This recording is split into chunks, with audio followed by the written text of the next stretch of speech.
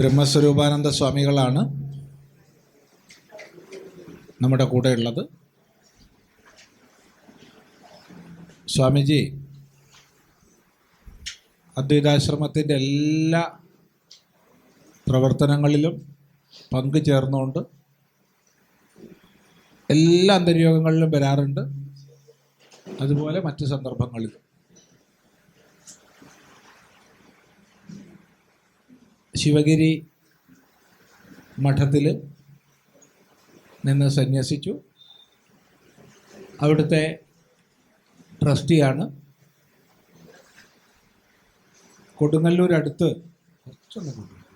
കൊടുങ്ങല്ലൂരടുത്ത് അമരിപ്പാടം എന്നുള്ള സ്ഥലത്ത്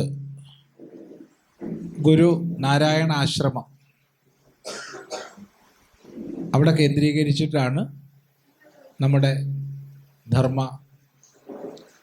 സംസ്ഥാപന പ്രവർത്തനങ്ങൾ ചെയ്യുന്നത്. നിരന്തരമായി വേദാന്ത ക്ലാസ്സുകളും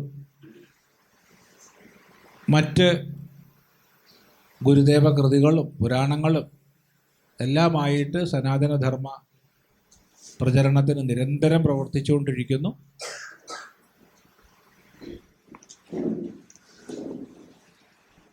സ്വാമിജിയുടെ ശരിക്ക് അടുത്ത സെഷനാണ് നമ്മളെ നോട്ടീസിൽ വെച്ചിട്ടുള്ളത്. അത് ഇങ്ങോട്ട് ചെറിയ മാറ്റം വരുത്തിയതാണ്. എല്ലാവരുടെയും പൂർണ്ണമായ ശ്രദ്ധ ക്ഷണിക്കുകയാണ്. സ്വാമിജിയെ സ്വാഗതം ചെയ്യേണ്ട ആവശ്യമൊന്നുമില്ല. ഈ ആശ്രമത്തിൻ്റെ തന്നെ ഭാഗമായിട്ട് ഞങ്ങളൊക്കെ ഒന്നിച്ച് പ്രവർത്തിക്കുന്നവരാണ്. അതുകൊണ്ട് ഔപചാരികതയൊന്നും ആവശ്യമില്ല. എല്ലാവരോടും നല്ലപോലെ ശ്രദ്ധിക്കുക എന്ന് മാത്രം പറയുന്നു. സന്തോഷം.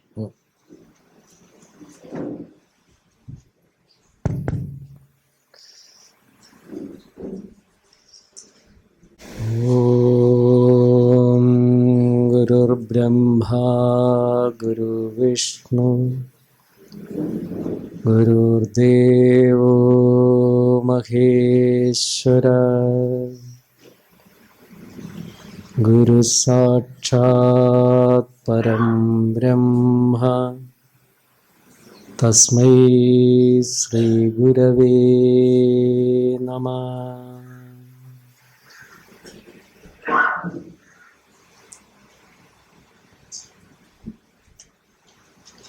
കേരളത്തിലെ തീർത്ഥാടന കേന്ദ്രങ്ങൾ അനവധിയാണ്. ശബരിമല ഒരു തീർത്ഥാടന കേന്ദ്രമാണ്. ഗുരുവായൂർ ഒരു തീർത്ഥാടന കേന്ദ്രമാണ്. ഇതെല്ലാം ഭക്തിയുള്ളവർക്കുള്ള കേന്ദ്രങ്ങളാണ്. ഇവിടെ എല്ലാം നിങ്ങൾ പോയിട്ടും ഉണ്ടാവും അല്ലേ? ഉണ്ട്. ഇതേപോലെ ഞാനും ഒരു തീർത്ഥാടനത്തിന് പോകുന്ന ഇടമുണ്ട്. അതാണ് ഏത്? കൊളത്തൂർ അദ്വൈതാശ്രമം. നിങ്ങൾ പോകുന്ന ഗുരുവായൂരും ശബരിമലയിലും ആണെങ്കിൽ ഒരു തീർത്ഥാടനം എന്ന പോലെ വർഷങ്ങളായിട്ട് ഞാനിവിടെ വന്നു പോവുകയാണ്. മലത്തെ കളയുന്നതാണ് തീർത്ഥാടനം. അത് ഞാൻ വിശദീകരിക്കാം. എന്തൊക്കെയോ പോകുന്നു, എന്തൊക്കെയോ ആർജിക്കുന്നു അല്ലേ എന്ന് തോന്നലുണ്ട്. ആർജിക്കേണ്ടത് ആർജിക്കുക, കളയേണ്ടതൊക്കെ അങ്ങ് കളയുക.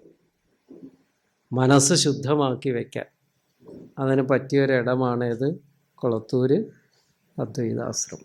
എന്തുകൊണ്ടാണ്? ഇവിടെ പ്രവഹിക്കുന്നത് ജ്ഞാനഗംഗയാണ്, അനവരതം. കേൾക്കുന്നവർക്ക് പെട്ടെന്ന് തന്നെ ഒരു സമാധാനം ഉണ്ടാവും. ഉണ്ടായില്ലേ? സമാധാനം ഉണ്ടാവും. യോഗം എന്നുള്ളതിന് ഭാഷ്യത്തിൽ തന്നെ ഈ അധ്യായത്തിൽ പറഞ്ഞിട്ടുണ്ട്. യോഗ ശബ്ദത്തിൻ്റെ അർത്ഥം സമാധാനം. യോഗാരൂഢൻ എന്നുള്ളതിൻ്റെ അടുത്ത് പറയുന്നുണ്ട്. യോഗ ശബ്ദത്തിൻ്റെ അർത്ഥം എന്തുവാ? സമാധാനം. അത് ആർജിക്കാൻ നമുക്ക് ഇവിടുന്ന് സാധിക്കും. ഇപ്രാവശ്യം കുറേ പുതുമുഖങ്ങളാണ്, അതുകൊണ്ട് ആർജിച്ചേ പോകാവൂ. പഴയ മുഖങ്ങളെ തള്ളിക്കളയല്ല, അവരും ഇരിക്കട്ടെ, ആവശ്യമാണ്. എന്തുകൊണ്ടാണെന്ന് കഴിഞ്ഞാൽ രണ്ടും കൂടി മിശ്രിത കർമ്മഫലമാണ് ഇന്ന് നമ്മൾ അനുഭവിച്ചുകൊണ്ടിരിക്കുന്നത് അല്ലേ? ധർമ്മവും അധർമ്മവും കൂടിച്ചേർന്ന കർമ്മഫലത്തിൻ്റെയാണ് ഈ ശരീരങ്ങൾ അത്രയും. ഏതിൻ്റെ ഫലമാണ് ഈ ശരീരം? ധർമാധർമ്മങ്ങളുടെ ഫലം. ആ ധർമാധർമ്മങ്ങളുടെ ഫലസ്വരൂപമായിരിക്കുന്ന ഈ ശരീരവും എന്തി നിങ്ങളും വന്നിരിക്കുന്നത് ഒരു തീർത്ഥാടനത്തിനാണ്. എങ്ങനെ മനസ്സിനെ പരിവർത്തനം ചെയ്യാൻ പറ്റും? ഞാൻ വന്ന് ക്ലാസ് എടുക്കുന്നതായാലും വക്താവായിട്ടിരിക്കുന്നെങ്കിലും ശ്രോതാവായിട്ടിരിക്കുന്ന നിങ്ങൾക്കും ഉണ്ടൊരാഗ്രഹം, എങ്ങനെയെങ്കിലും ഒരു സമാധാനം ലഭിക്കണം. ഇരിക്കുന്ന ഇരിപ്പ് കണ്ടാൽ തന്നെ അറിയാം, ഏറ്റവും സമാധാനകാംക്ഷികളാണ് കോഴിക്കോട് ഇല്ലക്കാരെന്ന്. അല്ലേ? ശരിയല്ലേ? അതെ. നല്ലോണം ചിരിച്ചോളുക. ഇവിടുന്ന് പോകുമ്പം മറന്നുപോയ ചിരിയെ പുനഃപ്രതിഷ്ഠിക്കണം. നമുക്കെല്ലാവർക്കും ഒരു ചെറിയ പിരിമുറുക്കമുണ്ട്. ആ പിരിമുറുക്കം എന്താണെന്ന് ചോദിച്ചാൽ എൻ്റെ അഹന്തയിലിരിക്കുന്ന പിരിമുറുക്കമാണ്. അതെല്ലാം ഇവിടുന്ന് ചിദാനന്ദപുരി സ്വാമിജി ഞങ്ങളെ കൊഴിയിപ്പിച്ചു വിടും. എങ്ങനെയാണ്? പൂക്കൾ വന്ന് വിടർന്ന് കൊഴിയുന്നത് പോലെ നമ്മളിൽ നിന്ന് അത് കൊഴിഞ്ഞു പോയാൽ വിശാലമായൊരു അഹംവൃത്തി എന്നിനുള്ളിൽ ഉത്ഭവിക്കും. അതാണ് നമുക്ക് വേണ്ടത്. ശരിയല്ലേ? അപ്പം ഞാനിവിടെ വരുന്നതും നിങ്ങളെ കാണുന്നതും ഒരു ദൈവ നിയോഗമാണ്. ആ നിയോഗത്തിൻ്റെ മുമ്പിൽ, ഈശ്വരൻ്റെ മുമ്പിൽ പ്രണമിക്കാൻ നമുക്ക് എന്താ വീണ്ടും ഇങ്ങനെ നല്ല ചിന്തകളുമായിട്ട് ഭഗവത് വചനങ്ങളുമായിട്ട് കാണാൻ സാധിക്കട്ടെ എന്നുള്ളത്. ഇത് ഈശ്വരൻ്റെ ഒരു നിശ്ചയമാണ്. ഈ ജന്മത്തെ ഈ അന്തർയോഗത്തിൽ ആരൊക്കെ പങ്കെടുക്കണമെന്ന്. ചിലർ കാലേ കൂട്ടി ഒരുങ്ങിയാലും പങ്കെടുക്കാൻ പറ്റാതെ വരുന്നത് എന്താ? നിയോഗം ഇല്ല. ചിലർ അവിചാരിതമായിട്ട് ഇതിൽ വന്ന് പെട്ടുപോകുന്നവരുണ്ട്. അത് ചിലരുടെ മുഖം കാണുമ്പോൾ എനിക്ക് തോന്നാറുമുണ്ട്. എന്താ കാരണം?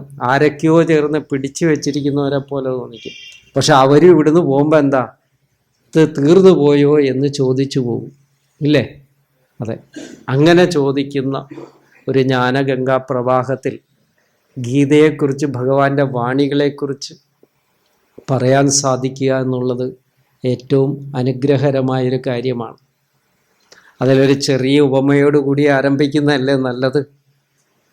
ശ്രീനാരായണ ഗുരുദേവൻ ശിഷ്യന്മാരെല്ലാം ഇരുത്തി ഗീതാ ക്ലാസ് എടുക്കുകയാണ്. അപ്പോൾ ഒരാളോട് പറഞ്ഞു, ഒരു സ്വാമിയുണ്ട്, സ്വാമി ഇരുന്ന് ഉറങ്ങിക്കൊണ്ടേയിരിക്കും. ഇത് നിങ്ങൾക്ക് വേണ്ടി പറയുകയാണ്. മനസ്സിലായ? നമ്മൾ എപ്പോഴും ശ്രീലങ്കയായിട്ട് ബന്ധപ്പെട്ടവരാണ് നമ്മൾ എന്ന് പറഞ്ഞാൽ എന്താ അർത്ഥം? കുംഭകർണൻ്റെ അനുയായികളായിട്ട്. അതുകൊണ്ടാണ് ഇത് ഓർമ്മപ്പെടുത്തുന്നത്. ഗുരുദേവൻ ക്ലാസ് എടുക്കുന്നു, ഒരു ശിഷ്യൻ ഇരുന്ന് ഉറങ്ങുന്നു. അപ്പോൾ ഗുരു പറഞ്ഞു ഉറങ്ങരുതെന്ന് പറഞ്ഞു. മഹാഗുരുക്കന്മാരുടെ മുമ്പിൽ പോലും ഉറങ്ങിയവരാണ് നമ്മളെന്നാണ് നമ്മൾ മനസ്സിലാക്കേണ്ടത്. അപ്പം എന്താ കാര്യം? ഇങ്ങനെയുള്ള കാര്യം കേട്ടാൽ പെട്ടെന്ന് നമുക്കെല്ലാം ഉറക്കം വരാൻ ഒരു ദിവ്യ ഔഷധ, ഉറക്ക ഗുളിക വേണ്ട. ആരെങ്കിലും നാട്ടിൽ ഉറങ്ങാത്തവരുണ്ടെങ്കിൽ കൊണ്ടിരുത്തിയാലും അവർക്ക് ഉറക്കം കിട്ടും. അങ്ങനെ ഗുരുദേവൻ രണ്ടാമതും പറഞ്ഞു ഉറങ്ങരുതെന്ന്. തപസ്സികളുടെ വാക്കുകൾ വ്യർത്ഥമാവുമോ? ഇല്ല. അപ്പോഴും യാദർച്ഛികമായിട്ട് ഉറക്കം വന്ന ആളുറങ്ങി. ശരി, മൂന്നാമത് പറഞ്ഞു ഇനി ഉറങ്ങരുത്, പല്ല് പോകുമെന്ന് പറഞ്ഞു. പല്ല് പോകുന്നു. എവിടെ? ഉറക്കത്തിന് പല്ലെന്നോ നഖമെന്നോ വല്ല ബോധമുണ്ടോ? ഒരു ബോധമില്ല. കിട്ടുന്നിടം ശയ്യയാക്കുന്ന ആളുകളാണ് പലരും. മൂന്നാമത് ഉറങ്ങി, മൂക്ക് കുത്തി വീണ് ഒരു പല്ലും പോയി. ഇത് ഞാൻ നിങ്ങളെ ഓർമ്മിപ്പിക്കുക, പല്ല് പോകാണ്ടിരിക്കുക. കൊഴിയാറായിരിക്കുന്ന പല്ല് പിന്നെ പോയല്ലേ പറ്റുള്ളൂ, കൊഴിയാത്ത പല്ല് പോകരുത്. അപ്പം അതിനായിക്കൊണ്ട് ഉണർവോടുകൂടി, ഉന്മേഷത്തോടു കൂടി, ഒരു എനർജിയോടുകൂടി ഗീതാ ക്ലാസ് കേൾക്കണം. അതിൻ്റെ അന്തരാർത്ഥത്തെ നമ്മൾ മനസ്സിലാക്കണം. അത് മറ്റാർക്കും വേണ്ടിയല്ല, എനിക്ക് വേണ്ടിയാണ് എന്ന്. ഞാനൊരു ക്ലാസ് എടുക്കുമ്പം നിങ്ങൾ വിചാരിക്കും ഞാൻ നിങ്ങൾക്ക് വേണ്ടിയാണ്. അല്ലേ അല്ല, എന്നുള്ളിൽ എന്തെങ്കിലുമൊക്കെ പോയി കിട്ടട്ടെ എന്ന് വിചാരിച്ചിട്ടാണ്. അത് എങ്ങനെങ്കിലും കളയാനാണ് നമ്മൾ നോക്കുന്നത്. വിഷയാഭിലാഷത്തെ പരിത്യജിക്കുക എന്നുള്ളതാണ് ഏറ്റവും പ്രധാനപ്പെട്ട ഘടകം. വല്ല കാര്യമുണ്ടോ ഇങ്ങനെ പറഞ്ഞുകൊണ്ട്?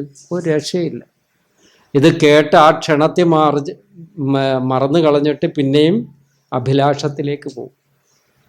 അതുകൊണ്ട് ഗീത നമുക്ക് 4 തൊട്ട് 6 വരെയുള്ള ശ്ലോകങ്ങളാണ് എന്നിൽ നിക്ഷിപ്തമായിരിക്കുന്ന ധർമ്മം. പോരെ? മതി. ആരും ഉറങ്ങാണ്ടിരുന്ന് കേൾക്കണമെന്ന് മാത്രം. ഉറങ്ങിയാലും ഞാൻ ഉണർത്തും. അതുകൊണ്ട് പുറകിലിരിക്കുന്നവരെല്ലാം നിവർന്നിരുന്നോളുക. നിങ്ങളുടെ മുഖം എനിക്ക് പ്രത്യേകം കാണണം. അപ്പോൾ എന്തായാലും നമുക്ക് എല്ലാവർക്കും അറിയാം, അധികാരിയായിരിക്കണം ഇതൊക്കെ പഠിക്കാനായിട്ട്. വേണ്ടേ? അധികാരം വേണം. അധികാരി എന്ന് പറഞ്ഞാൽ നമുക്ക് എല്ലാവർക്കും അറിയാവുന്ന പഞ്ചായത്ത്, അങ്ങനെയുള്ള അധികാരം നമുക്കറിയാം. പഞ്ചായത്ത് സെക്രട്ടറി തൊട്ടുള്ളവരാണ് അധികാരികൾ. ഇവിടെ ആ അധികാരമൊന്നും വരുത്തരുത്. ഇവിടെ പറയാൻ പോകുന്ന അധികാരി എന്ന് പറയുന്നത് മലം, വിക്ഷേപം, ആവരണം. എത്രയാണ്? 3 ദോഷങ്ങളില്ലാത്തവനാണ് അധികാരി. ഏതൊക്കെയാണ് 3 ദോഷങ്ങൾ? മലം, വിക്ഷേപം, ആവരണം. ആദ്യത്തെ മലത്തെക്കുറിച്ച് നമ്മൾ കേട്ടിട്ടുണ്ട്. ആ മലമല്ല ഇവിടുത്തെ മലം. വിക്ഷേപ ആവരണവും നമ്മൾ കേൾക്കാത്ത ശബ്ദമാകാം, അല്ലെങ്കിൽ കേട്ടിട്ടുണ്ടാകാം. മലം എന്ന് പറഞ്ഞു കഴിഞ്ഞാൽ സാധാരണയായിട്ട് പാപം എന്നുള്ള അർത്ഥത്തിലാണ് ഉപയോഗിക്കുക. എന്താണ്? പാപങ്ങൾ. പാപങ്ങൾ ചെയ്യുന്നതാണ്. പാപങ്ങൾ ചെയ്യുക. ആ ചെയ്യുന്ന പാപങ്ങൾ ആണെന്ന് ബോധമില്ലാത്തവരുമുണ്ട്, ബോധമുള്ളവരുമുണ്ട്. എല്ലാ ദിവസവും എഴുന്നേറ്റ് ഒരു കൃത്യമായ ദിനചര്യാക്രമം ജീവിതത്തിൽ അനുഷ്ഠിക്കണമെന്ന് വിചാരിക്കുന്നവനാണ് മലരഹിതൻ, പാവമില്ലാത്തവൻ. എല്ലാ ദിവസവും നല്ലവണ്ണം ഭക്ഷണവും കഴിച്ച് രോഗവും വരുത്തി വെച്ച് കിടന്നുറങ്ങുന്നവൻ എന്താണ്? പാപം ഉള്ളവൻ. മനസ്സിലാക്കിക്കൊള്ളുക. പാപത്തെ ഇല്ലാണ്ടാക്കാനാണ് നമ്മൾ ശ്രമിക്കുന്നതെങ്കിൽ അനുഷ്ഠാനം ഏറ്റവും പ്രധാനപ്പെട്ട ഘടകമാണ്. ജ്ഞാനം നമ്മളിൽ ദൃഢമാകാത്തിടത്തോളം കാലം ഇത് കേൾക്കുന്നത് നല്ലത് തന്നെയാണ്, ദൃഢമാകണം. അത് ദൃഢമാകാത്തിടത്തോളം കാലം ഉപാസനയ്ക്ക് ഏറ്റവും പ്രാധാന്യം കൊടുത്തേ പറ്റുള്ളൂ. ഉപാസന അത്യന്താപേക്ഷിതമാണ്. മനസ്സിനെ നിയന്ത്രിച്ചു നിർത്താൻ ഉപാസന വേണം താൻ. ഒരു രോഗം വരികയോ ഒരാപത്ത് വരികയോ ആ സമയത്ത് ചിലപ്പം മനസ്സ് ഏകാഗ്രമല്ല, മനസ്സിൽ ദോഷങ്ങളുണ്ടെങ്കിൽ എന്തായിരിക്കും? ആ വരുന്ന വിഷയത്തോട് താതാത്മ്യം പ്രാപിച്ച് ദുഃഖിക്കാൻ ഇടവരും. അതുകൊണ്ടാണ് ഉപാസന അത്യന്താപേക്ഷിതമാണ്. ഉപാസനയിലൂടെയാണ് പാപങ്ങളെ കഴുകിക്കളയാൻ കഴിയുക. പാപത്തെ 2ആയി തിരിക്കും, സാധാരണമെന്നും അസാധാരണമെന്നും. എത്ര പ്രകാരമുണ്ട്? സാധാരണം, അസാധാരണം. ശാസ്ത്രങ്ങളിൽ സാധാരണ പാപത്തിന് വിധിക്കുന്നതാണ് ഉപവാസാദികൾ. കേട്ടിട്ടില്ലേ? ലക്ഷ്മി ദേവി, അതുപോലെ വസിഷ്ഠൻ്റെ പത്നി, ഇവരൊക്കെ എടുത്തിരിക്കുന്ന വ്രതങ്ങളെക്കുറിച്ച് പറയുന്നുണ്ട്. പയോവ്രതം എന്ന് പറഞ്ഞൊരു വ്രതം എടുക്കും. ആ പയോവ്രതം എന്ന് പറഞ്ഞാൽ പാലും പഴവും മാത്രം കഴിക്കുക. ഇന്നത്തെ പാലല്ല, അന്നത്തെ പാൽ. ഇന്നത്തെ ഹോർമോൺ കുത്തിവെച്ച പാല് കഴിച്ചാൽ അസുഖം വരും. അപ്പോൾ ഈ പാലും പഴവും മാത്രം കഴിച്ചുകൊണ്ടെടുക്കുന്ന വ്രതങ്ങൾ വെച്ചിട്ടുണ്ട്. അത് ഉപവാസം ഉണ്ടായിരിക്കും അതിനകത്ത്. ദൃഢസങ്കല്പത്തിൽ ഒരു വ്രതമെടുത്താൽ അതിനൊരു ഫലമുണ്ടെന്നുള്ള വിശ്വാസത്തിൽ വ്രതമെടുക്കുന്നു. ആ വ്രതമെടുക്കുന്നതിനെ സാധാരണ, അതായത് ഉപവാസാദികളോടുകൂടി വ്രതമെടുക്കുന്നതാണ് സാധാരണമായിരിക്കുന്ന കർമ്മം. ഈ ഇതിനെ 2ആയിട്ട് തിരിച്ചു. ഏതൊക്കെയാണ്? സാധാരണമെന്നും അസാധാരണം. അസാധാരണം എന്ന് പറഞ്ഞാൽ ഗംഗാസ്നാനം അത്യുത്തമമാണ്, ശാസ്ത്രത്തിൽ വിധിച്ചിരിക്കുന്നു. അതാണ് 2ാമത്തത്. മനസ്സിലായി? ഗംഗയിൽ കുളിക്കുന്നത് അത്യുത്തമമാണ്. ഗംഗയിൽ കുളിച്ചാൽ നമ്മുടെ പാപങ്ങളെല്ലാം കഴുകിക്കളയാൻ പറ്റും. അതുപോലെ തന്നെ നാമജപാദികൾ ചെയ്യുന്നതുകൊണ്ട് പാപം കഴുകിക്കളയാൻ പറ്റും. ഭക്തിയോടെ നാമം ജപിക്കാൻ നമ്മുടെ ഉള്ളിൽ നിന്നൊരു ഭക്തി ഉത്ഭവിക്കണം. ജന്മനാ കിട്ടിയ ഭാഗ്യം. മനസ്സിലായോ? സംസർഗം കൊണ്ടാണ് പലർക്കും കിട്ടുന്നത്. അതുകൊണ്ടാണ് ദൃഢമാകാത്തത്. മാതാപിതാക്കളിൽ നിന്ന് കൈവരിച്ച ഭക്തി ഉണ്ടെങ്കിൽ അത് ദൃഢമായിരിക്കും. അതിൽ നാമം ജപിക്കാൻ ആരും പറയണ്ട, നിർബന്ധിക്കണ്ട. മനസ്സിനോട് പറയണ്ട നാമം ജപിക്കുമ്പോൾ എന്ത് വേണം? ഈ നാമത്തിൽ മനസ്സിരിക്കണമെന്ന് പറയണ്ട. രമണ മഹർഷിയുടെ ജീവചരിത്രത്തിൽ പറയുന്നുണ്ട്. ഭഗവാൻ രമണ മഹർഷിയുടെ അരികിൽ ഒരു ഭക്തൻ ചെന്നിട്ട് ചോദിക്കുന്ന ചോദ്യമാണ്, ഞാൻ എപ്പോഴും നാമം ജപിക്കുന്നുണ്ട്, പക്ഷേ 2 നാമം ജപിച്ച് കഴിയുമ്പം പഴയ കാര്യങ്ങളിലേക്ക് പോകും മനസ്സ്. ഇങ്ങനെ തന്നെയല്ലേ നമ്മുടെ എല്ലാവരുടെയും? തദൈവ. അന്നത്തെ കാലത്ത് ഇങ്ങനെയാണ്, ഇന്നത്തെ കാലത്ത് എന്തായിരിക്കും? കാര്യം 24 മണിക്കൂറും മൊബൈൽ ഫോണും പിടിച്ചിരിക്കുന്ന നമ്മുടെയൊക്കെ സംസ്കാരം എത്രത്തോളം വികൃതമാക്കി വെച്ചിട്ടുണ്ടെന്ന് നമ്മൾ തന്നെ ആലോചിച്ച് നോക്കുക. ഇവിടെയാണ് ഒരു ഉത്തരം രമണ മഹർഷി പറയുന്നത്. എന്താ പറയുന്നതെന്നറിയാം? നാമം ജപിക്കുമ്പോൾ ഇടയ്ക്കിടയ്ക്കൊക്കെ എൻ്റെ മനസ്സ് എവിടെങ്കിലുമൊക്കെ പോകുന്നു ഭഗവാനെ, ഈശ്വരനിൽ ഇരിക്കുന്നില്ല എൻ്റെ മനസ്സ്. എനിക്കും നിങ്ങൾക്കും ഒക്കെ പറ്റാവുന്ന ഒരു തെറ്റാണ് ഇത്, ഈശ്വരനിൽ മനസ്സിരുത്തിക്കൊണ്ട് നാമം ജപിക്കാൻ നമുക്ക് സാധിക്കാതെ വരിക. അതിൻ്റെ കാരണം എന്താണെന്നറിയാം? നാമം ജപിക്കുന്നതിന് മുമ്പ് ഇതിനുള്ള പ്രാക്ടീസ് നമ്മുടെ മനസ്സിൽ നിയന്ത്രണപൂർവമായിട്ട് ചെയ്തിരിക്കണം. ഒരാളോട് സംസാരിക്കുമ്പോൾ, അല്ലെങ്കിൽ ഒരാളോട് പ്രവർത്തിക്കുമ്പോൾ, ഒരു കാര്യം പ്രവർത്തിക്കുമ്പോൾ, ഇങ്ങനെ ഏത് പ്രവൃത്തികളിലും ഒരു ഉപബോധ മനസ്സിൻ്റെ പ്രവർത്തനം ഉണ്ടായിരിക്കണം. എന്തോ ആ പ്രവർത്തനം? നിയന്ത്രണത്തോടു കൂടി നീ വ്യവഹാരങ്ങൾ ചെയ്യണമെന്നുള്ളൊരിത്. അങ്ങനെ ഉണ്ടായാൽ നാമം ജപിക്കാനിരിക്കുമ്പോൾ മനസ്സ് സ്വാഭാവികമായിട്ടും ഏകാഗ്രപ്പെടും. പക്ഷെ പലർക്കും ഈശ്വരനാമം അത്യുത്തമമാണെന്നും അത് ജപിച്ചാൽ സുഹൃതമുണ്ടെന്നും പാപങ്ങൾ ക്ഷയിക്കുമെന്നുള്ള വിചാരമില്ലായ്മയാണോ, ആ വിചാരത്തിൻ്റെ സംസ്കാരത്തിൻ്റെ കുറവ് കൊണ്ടാണോ എന്നറിയില്ല. മിക്കവാറും നാമം ജപിക്കുമ്പോൾ ഏതായിരിക്കും? ബഹുജന്മാർജിത കർമ്മമശേഷമായി മാറും. അനേക ജന്മങ്ങളിൽ ചെയ്ത കർമ്മങ്ങളുടെ ബാഹുല്യത കൊണ്ടോ വ്യവഹാര ഭൂമിയുടെ ബാഹുല്യത കൊണ്ടോ ഒക്കെ നമുക്ക് നാമം ജപിക്കുമ്പോൾ ഏകാഗ്രത കിട്ടില്ല. അപ്പോൾ രമണ മഹർഷി പറഞ്ഞു, എന്താ പറഞ്ഞത്? നീ നാമം ജപിക്കുമ്പോൾ നിന്റെ മനസ്സ് പോകുന്നുണ്ടെന്ന് നീ ഓർമ്മപ്പെടുത്തുന്നില്ലേ? ആ ഓർമ്മയെ ഒന്നും കൂടെ ശക്തിപ്പെടുത്തുക. ഇന്ന് നാമം ജപിച്ചപ്പം നിന്റെ മനസ്സുകൊണ്ട് നാമം ജപിക്കാൻ നിനക്ക് ശരിയായ വണ്ണം സാധിച്ചില്ല എന്നുള്ള ഓർമ്മ നിനക്കുണ്ടല്ലോ, ആ ഓർമ്മയെ ഒന്നും കൂടെ ശക്തിപ്പെടുത്തുക. ഇതേ ഉള്ളൂ ഇതിന് മാർഗം. അല്ലാണ്ട് വിഷ്ണു ഭഗവാൻ ചതുർബാഹുവായി ഗരുഡാരോഹണനായി നിങ്ങളുടെ മുമ്പിൽ വന്നിട്ട് മകനെ നിന്നെ രക്ഷിക്കാമെന്ന് വിചാരിച്ചു കളയരുത്. അതിനുള്ള യോഗ്യതയൊന്നും നമ്മുടെ ഈ ജന്മത്തിൽ നമുക്ക് ആർക്കും ഇല്ല. അങ്ങനെ അങ്ങാണം വിഷ്ണു ഭഗവാന് തോന്നിയാലും നമ്മളപ്പം കണ്ണടച്ച് കളയും. നമ്മുടെ മുമ്പിലെങ്ങാണം വന്ന് ഒന്ന് അനുഗ്രഹിച്ച് കളയാ ആ പാവത്തിനെ എന്ന് വെച്ചാലും ആ സമയത്ത് നിങ്ങൾ എന്ത് ചെയ്യും? ഇദ്ദേഹത്തെ കാണണ്ട, ബാക്കി എല്ലാ വസ്തുവിനെയും കാണും, എല്ലാത്തിനോടും ഇഷ്ടമാണ്, എല്ലാമാണ്. പക്ഷെ ഇവിടെ നിന്ന് ഈ തിരശ്ശീല വീഴുമ്പോൾ, ഈ ശരീരം ഇവിടെ അറ്റുപോകുമ്പോൾ നമുക്ക് എന്ത് സമ്പാദ്യമായിട്ട് ഞാൻ പോകുമെന്നൊന്ന് ആലോചിച്ച് നോക്കിയാൽ മതി. എന്തുണ്ട്? ഒന്നുമില്ല. കൊണ്ടുപോകേണ്ടതെല്ലാം ഇവിടെ തന്നെ ഇട്ടിരിക്കുകയാണ്. എന്തെങ്കിലുമൊക്കെ കൊണ്ടുപോകണമെന്നുണ്ടെങ്കിൽ അത് ഈ അന്തർയോഗത്തിൽ നിന്ന് നിങ്ങൾ കൊണ്ടുപോകുന്നുണ്ടാവും. മനസ്സിലാവുന്നുണ്ടല്ലോ? അപ്പോൾ അതുകൊണ്ട് പാപത്തെ രണ്ടായി തിരിച്ചു. എന്തൊക്കെയാണ്? സാധാരണം, അസാധാരണം.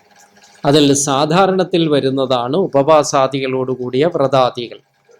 അസാധാരണമായിട്ട് വരുന്ന കർമ്മമാണ് ഏത്? ഗംഗാസ്നാനാദികളും നാമജപാദികളും. മനസ്സിലായല്ലോ? അപ്പോൾ ആദ്യത്തെ ദോഷം ഏതാണ്? പാപമാണ്. പാപത്തെ പരിഹരിക്കാൻ ശുഭകർമ്മങ്ങൾ ചെയ്താൽ പാപത്തെ പരിഹരിക്കാൻ പറ്റും.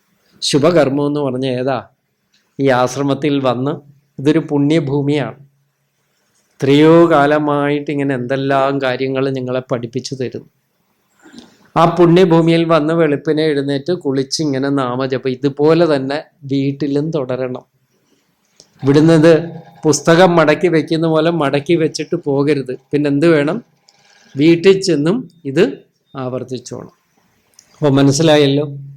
പാപം നിത്യാനുഷ്ഠാനത്തിലൂടെ, ഈശ്വരനാമജപത്തിലൂടെ, ഉപവാസാദികളിലൂടെ ഒക്കെ തന്നെ പരിഹരിക്കാൻ സാധിക്കും. അതിന് സാധിക്കണം. റെഡിയായില്ലേ? ഒന്നാമത്തെ പാപം കഴിഞ്ഞു. അപ്പം 3 ദോഷങ്ങളാണ് പറഞ്ഞാൽ. ഒന്നാമത്തത് പാപം. ഈ ഗീത പഠിക്കാനുള്ള അധികാരിയുടെ ലക്ഷണം പറയുന്നിടത്ത് രണ്ടാമത്തെ പറയുന്നത് വിക്ഷേപമാണ്. വിക്ഷേപം എന്ന് പറഞ്ഞാൽ ചാഞ്ചല്യം എന്ന് അർത്ഥം എടുക്കാം. എന്താണ് ചാഞ്ചല്യം? ഈ ഗീതയിലെ 6-ാം അധ്യായത്തിൽ തന്നെ വരുന്നുണ്ട്. എന്താ? ചാഞ്ചല്യം അസ്ഥിരം. അസ്ഥിരമായിരിക്കുന്ന മനസ്സ്. എന്തുകൊണ്ട് മനസ്സ് അസ്ഥിരമാകുന്നു? ചാഞ്ചല്യമായതുകൊണ്ട്. മനസ്സിന് സ്വാഭാവികമായൊരു പ്രക്രിയയാണ് ചാഞ്ചല്യം എന്നുള്ളത്. വെറുതെ ഇരുന്നു കഴിഞ്ഞാൽ വെറുതെ ഇരിക്കരുത്. വെറുതെ ഇരിക്കുമ്പോഴാണ് ആര് പിടികൂടുന്നത്? ചാഞ്ചല്യം എന്ന് പറയുന്ന ദുർഭൂതം വന്ന് ആരെ പിടിക്കുന്നത്? മനസ്സിനെ. എത്ര ജാഗ്രതയോടുകൂടി മനസ്സിനെ കൊണ്ടുപോകണമെന്നാണ് ഗീതാകാരൻ പറയുന്നതെന്നറിയാം. നമുക്കതൊന്നുമില്ല. വലിയ ജാഗ്രതയൊന്നുമില്ല. ഉണ്ടോ? ഇല്ല. നമ്മൾ ഏകദേശം എന്താണെന്ന് ചോദിച്ചു കഴിഞ്ഞാൽ രാവണൻ പാതാളത്തിൽ എന്ന പോലത്തെ അവസ്ഥയാണ് നമ്മുടെ. രാവണനൊരിക്കൽ പാതാളത്തിൽ ചെന്നപ്പോൾ അവിടെ ആരുണ്ട്? നാരദനുണ്ട്. നാരദൻ എന്ന് കേൾക്കുമ്പോൾ നിങ്ങൾക്ക് ചിരി വരും. ആ അർത്ഥത്തെ എടുത്തു കളയരുത്. നാരദനെ പൊതുവെ മലയാളികൾ വ്യാഖ്യാനിച്ച് എന്തായി? പരദൂഷകൻ എന്നാക്കി കളഞ്ഞു. അങ്ങനെയുള്ള അർത്ഥത്തിലല്ല. നാരദ ഭക്തി സൂത്രമൊക്കെ പഠിച്ചാൽ നാരദനോട് ആദരവും ഭക്തിയും മാത്രമേ തോന്നുള്ളൂ. അവിടെ ചെന്നപ്പോൾ ഒരു വലിയ വാർപ്പ് പോലത്തെ ഒരു സാധനം ഇരിക്കുന്നുണ്ട്. അപ്പം നാരദൻ വിചാരിച്ച് ഇവനെ അങ്ങനെ വിട്ടാൽ പറ്റില്ല, ഇവൻ്റെ അഹങ്കാരത്തിനൊരു ചെറിയ തട്ട് കൊടുക്കണം. ആ വാർപ്പിരിക്കുന്ന കണ്ടപ്പം നാരദൻ ചോദിച്ചു, ഇതെന്താണെന്ന് അറിയാവോ എന്ന് ചോദിച്ചു. ഇല്ല, അറിയില്ല എന്ന് പറഞ്ഞു. എന്നാൽ ഒന്ന് പൊക്കി നോക്കാൻ പറഞ്ഞു. അറിയാമല്ലോ, അദ്ദേഹത്തിന് ഒരുപാട് കൈകളുണ്ടെന്ന് അറിയാമല്ലോ. അതെ, എല്ലാ കൈയും കൊണ്ട് ഇത് പൊക്കി നോക്കി, അനങ്ങുന്നില്ല. അനങ്ങാതെ വന്നപ്പം ചോദിച്ചു, തനിക്കിത് സാധിക്കുന്നില്ലേ? അത് അനങ്ങുന്നില്ല, എന്താ ഈ സാധനം എന്ന് ചോദിച്ചു. അപ്പം അതിന് മറുപടി പറഞ്ഞത് വേറെ ഒന്നുമല്ല, എടോ താൻ വിഷ്ണു വിരോധിയായിട്ടല്ലേ നടക്കുന്നത്, ഭഗവാനെ ഭജിക്കുന്നവർക്കെതിരായിട്ടല്ലേ നടക്കുന്നത്. തൻ്റെ ഒരു മുത്തശ്ശനുണ്ടായിരുന്നു, പ്രഹ്ലാദൻ എന്നായിരുന്നു പേര്. അദ്ദേഹം പരമഭക്തനായിരുന്നു. ആരുടെ? വിഷ്ണുവിൻ്റെ. വിഷ്ണുനാമം ജപിച്ച് എല്ലാ പരീക്ഷണത്തിലും ജയിച്ച ആളാണ് ആര്? പ്രഹ്ലാദൻ. അതുകൊണ്ടാണ് ഭക്തപ്രഹ്ലാദൻ എന്ന് നമ്മൾ പറയുന്ന പോലും.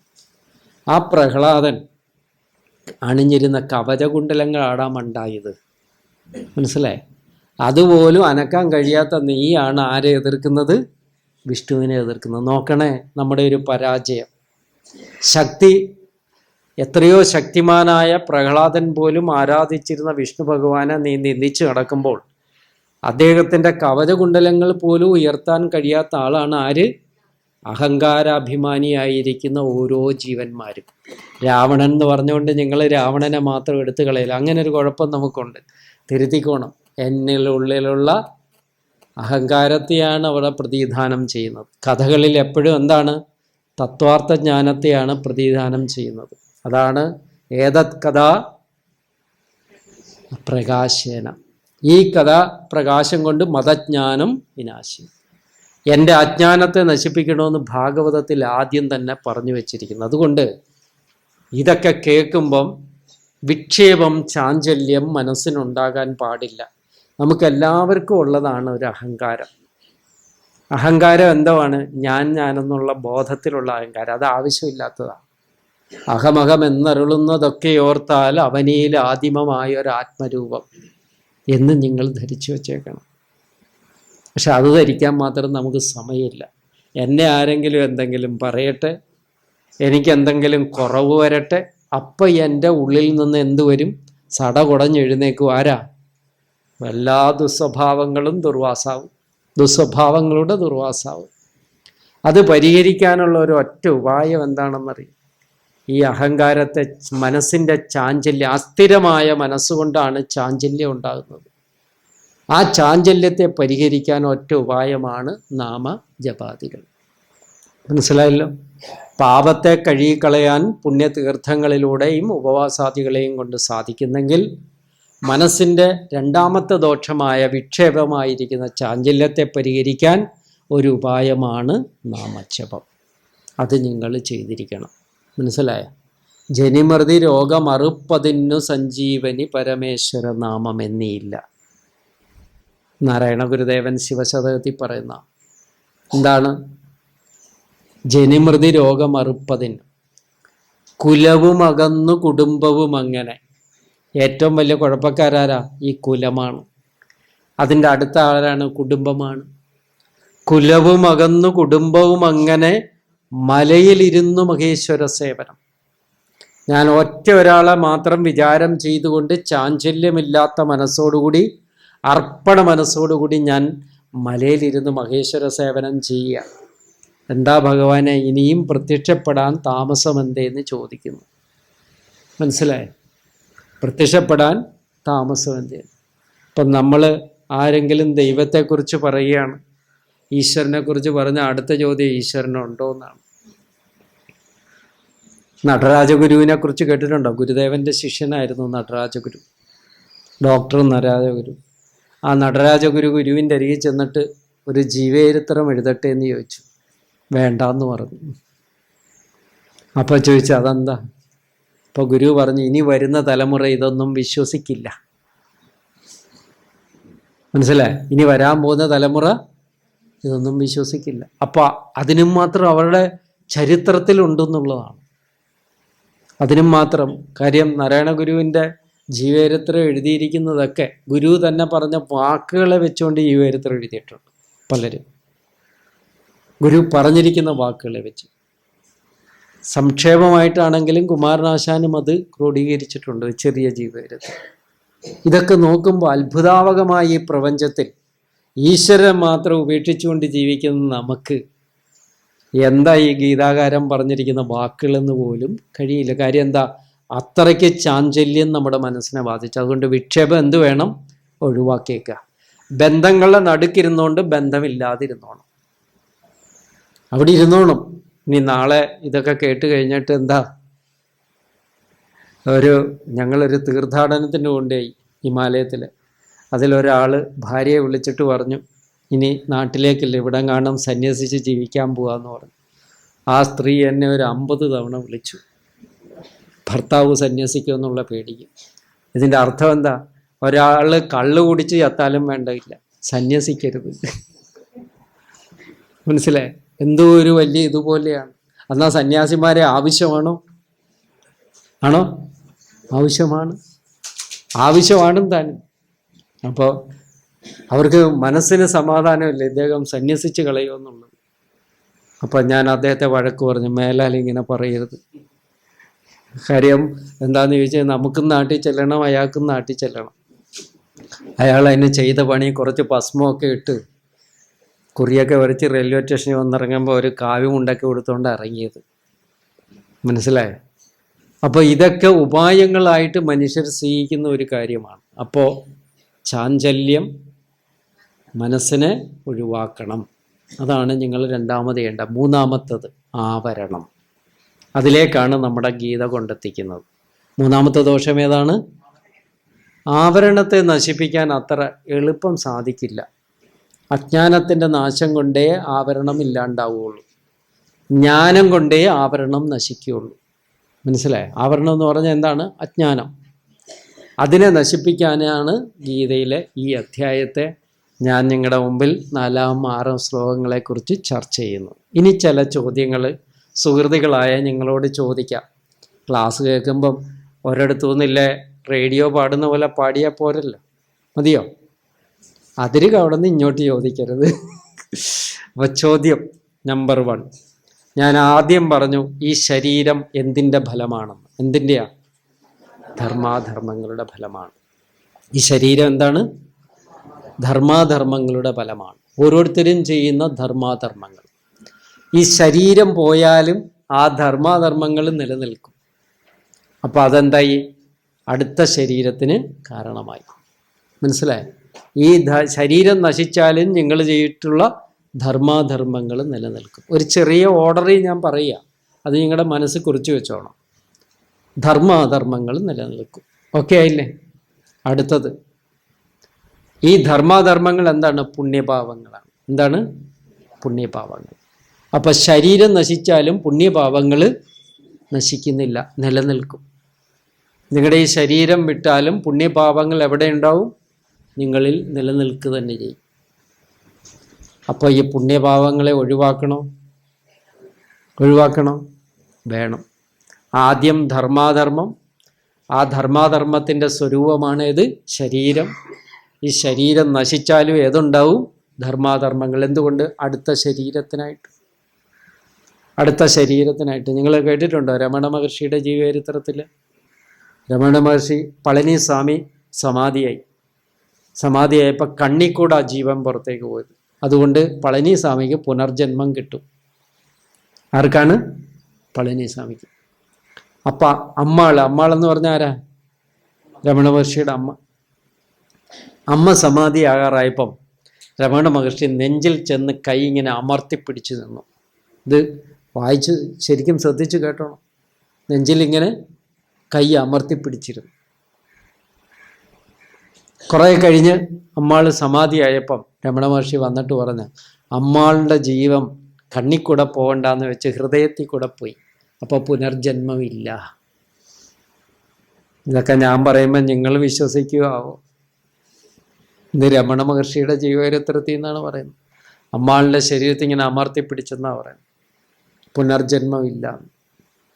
മനസ്സിലായ? ഞാൻ ആരെന്ന് ചോദിച്ച് അതിലൂടെ തത്വസാക്ഷാത്കാരം നടത്തിയ മഹാപുരുഷനാണ് ആര്? രമണ മഹർഷി. ആ രമണ മഹർഷിയുടെ അരികിൽ ഒരാൾ ചെന്നിട്ട് ചോദിച്ചു, ഈ തത്വസാക്ഷാത്കാരത്തിന് ഒരു വഴിയേ ഉള്ളൂ, ഈ ഞാൻ എന്നുള്ള അന്വേഷണം മാത്രം മതിയോ എന്ന് ചോദിച്ചു. അപ്പോൾ പറഞ്ഞു, ഒരു സമുദ്രത്തിലേക്ക് പല നദികൾ ഒഴുകിയെത്തും. ചിലത് നേരെ, ചിലത് വളഞ്ഞ്, ചിലത് കുറുകി അങ്ങനെ പല രീതിയിൽ വർണ്ണിച്ചു. ഈ നദികളെല്ലാം അവസാനം എത്തുന്ന എവിടെയാണ്? സമുദ്രത്തിലാണ്. ചിലർ തത്വത്തിലൂടെ, ചിലർ നാമജപത്തിലൂടെ. എന്ത് പ്രക്രിയ ചെയ്താലും ആ അവബോധത്തിലൂടെയാണ് എല്ലാവരും എവിടെ എത്തുക? മോക്ഷത്തിലെത്തുക.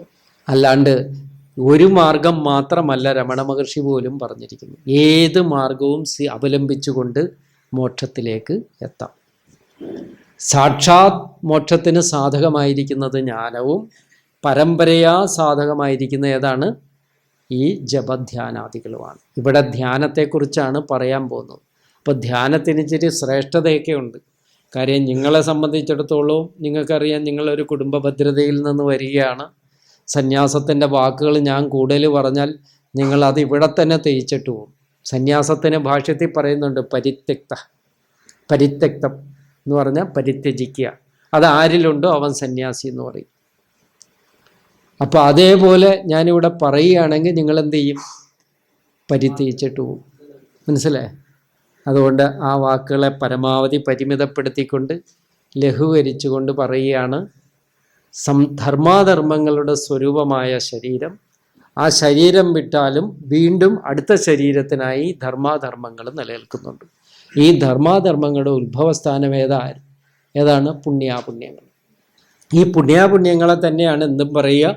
ധർമാധർമ്മങ്ങൾ. ഈ പുണ്യാപുണ്യങ്ങൾ ഏതിൽ നിന്നാണ് ഉത്ഭവിക്കുന്നത്? ഏതിൽ നിന്നാണ്? രാഗദ്വേഷങ്ങളിൽ നിന്ന്. അറിഞ്ഞു വെച്ചോണം. ഏതിൽ നിന്നാണ് പുണ്യാപുണ്യങ്ങൾ?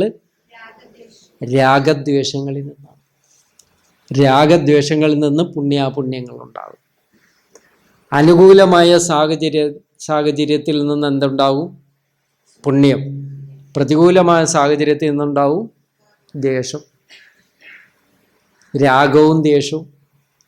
അനുകൂലമായ വിഷയങ്ങളെയാണ് അഭിലഷിക്കുന്നത് നമ്മളെപ്പോഴും. പക്ഷെ പ്രതികൂലതയാണ് നമുക്കെല്ലാവർക്കും വരും. അപ്പോൾ പുണ്യാപുണ്യങ്ങളെ എവിടെ നിന്നാണ് ഉണ്ടാകുന്നത്? രാഗദ്വേഷങ്ങൾ. ഉറപ്പിച്ചോ? ഇനി ഗുരുവായൂർ അമ്പലത്തിൽ പോയിട്ട് എൻ്റെ പുണ്യാപുണ്യങ്ങളെ ക്ഷയിപ്പിക്കണേന്ന് പറഞ്ഞിട്ട് ഒരു കാര്യമില്ല. ആദ്യം ക്ഷയിപ്പിക്കേണ്ട ആരെയാ? രാഗദ്വേഷങ്ങളെ മാറ്റിയിട്ട് പ്രാർത്ഥിക്കണം. അതുകൊണ്ടാണ് അസ്പഷ്ടാദൃഷ്ടമാത്രം പുനരൊരു പുരുഷാർത്ഥാത്മകം ബ്രഹ്മതത്വം എന്നാര് പറഞ്ഞിരിക്കുന്നത്? എന്തുകൊണ്ട്? കാണുന്ന മാത്രമേ ഭഗവാനെ ആർക്കും മനസ്സിലാകില്ല. എന്തുകൊണ്ടാ? ഈ രാഗദ്വേഷങ്ങളോടുകൂടി അവിടെ ചെന്ന് നിൽക്കുന്നത്. എന്നിട്ടും പറയുകയാണ് എൻ്റെ പുണ്യാപുണ്യങ്ങളെയൊക്കെ ക്ഷയിപ്പിക്കണം. എടാ മണ്ട, ആദ്യം രാഗദ്വേഷങ്ങളെ, ഞാൻ ഗീതയിൽ പറഞ്ഞിട്ടില്ലേ, രാഗദ്വേഷങ്ങളെ ഉപേക്ഷിക്കൂ. അപ്പം രാഗവും ദ്വേഷവുമാണ് പുണ്യാപുണ്യങ്ങളെ സൃഷ്ടിക്കുന്നതെന്ന് നിങ്ങൾ മനസ്സിലാക്കിക്കണം. അപ്പം രാഗം ദ്വേഷവും മാറ്റണം. മനസ്സിലായോ? ഈ രാഗം ദ്വേഷവും ആരാണ്? പ്രതികൂല അനുകൂല സാഹചര്യങ്ങളാണ് ഇത് രാഗവും ദ്വേഷവും. ഓരോ പോയിൻ്റായിട്ട് മനസ്സിൽ കുറിച്ച് വെച്ചോണം. വീട്ടിൽ പോയിരുന്ന സാവധാനത്തിൽ ചിന്തിക്കാനാണ്. രാഗവും ദ്വേഷവും എന്താണ്? പ്രതികൂല അനുകൂല സാഹചര്യങ്ങൾ.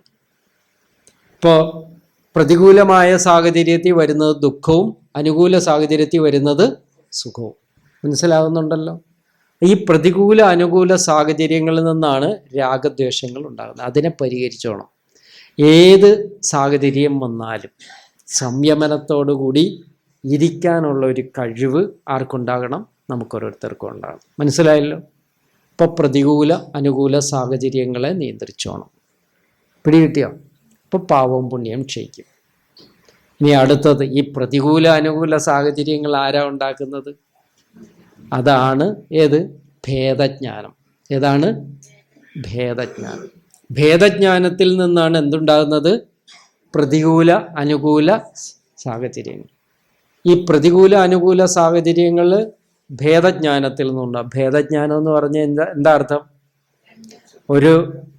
ഈ മങ്ങിയ വെളിച്ചത്തിൽ നിങ്ങൾ നടന്നു പോകുമ്പോൾ ഒരു കുറ്റി നിൽക്കുന്നു, മരത്തിൻ്റെ കുറ്റി. അത് കണ്ടിട്ട് പ്രേതത്തെക്കുറിച്ചൊരു സംസ്കാരമുള്ള ആൾ എന്ത് ചെയ്യും?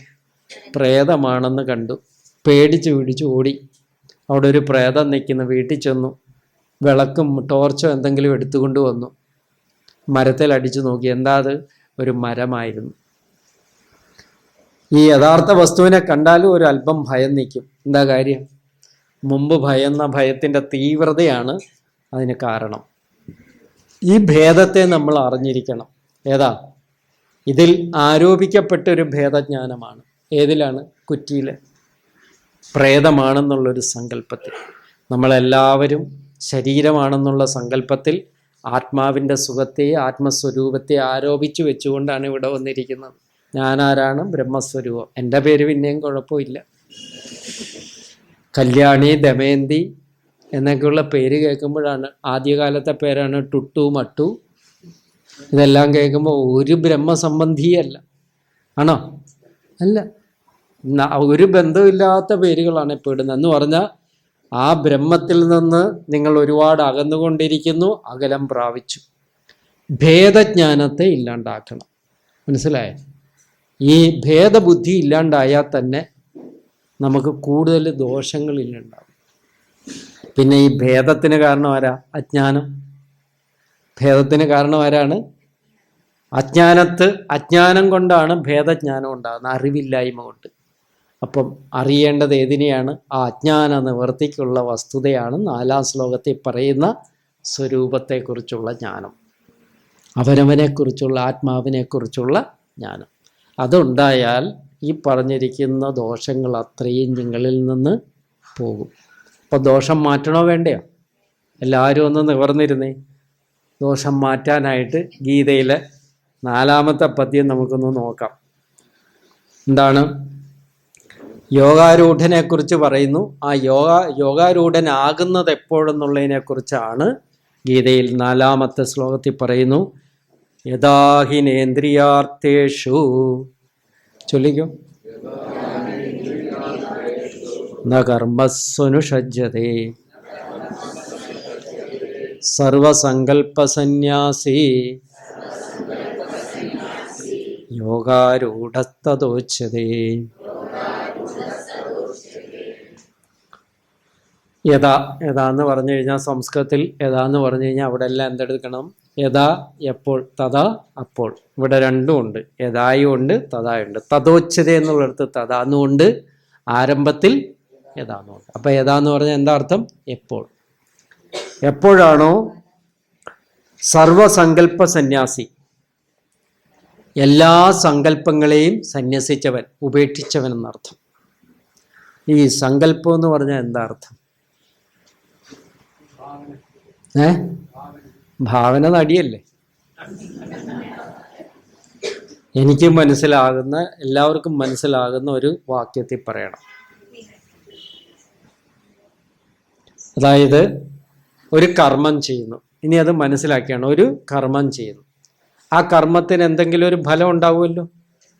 ആ ഒരു കർമ്മം ചെയ്യുമ്പോൾ ആ കർമ്മത്തിന് ഇന്ന ഫലം ലഭിക്കണമെന്നുള്ള ഭാവനയാണ് സങ്കല്പം എന്ന് പറയുക. മനസ്സിലായില്ല? ഒരു കർമ്മം ചെയ്യുമ്പം ആ കർമ്മത്തിന് ഇന്ന ഫലം ലഭിക്കണം എന്നുള്ള ഭാവനയെ നമുക്ക് എന്ത് പറയാം? സങ്കല്പം. അങ്ങനെ കർമ്മം ചെയ്യുമ്പോൾ ഇന്ന ഫലം ലഭിക്കണമെന്നുള്ള സങ്കല്പത്തെ മുഴുവൻ ഉപേക്ഷിച്ചവനാണ് ആര്? സന്യാസി. ഇവിടെ പറയുകയാണ്,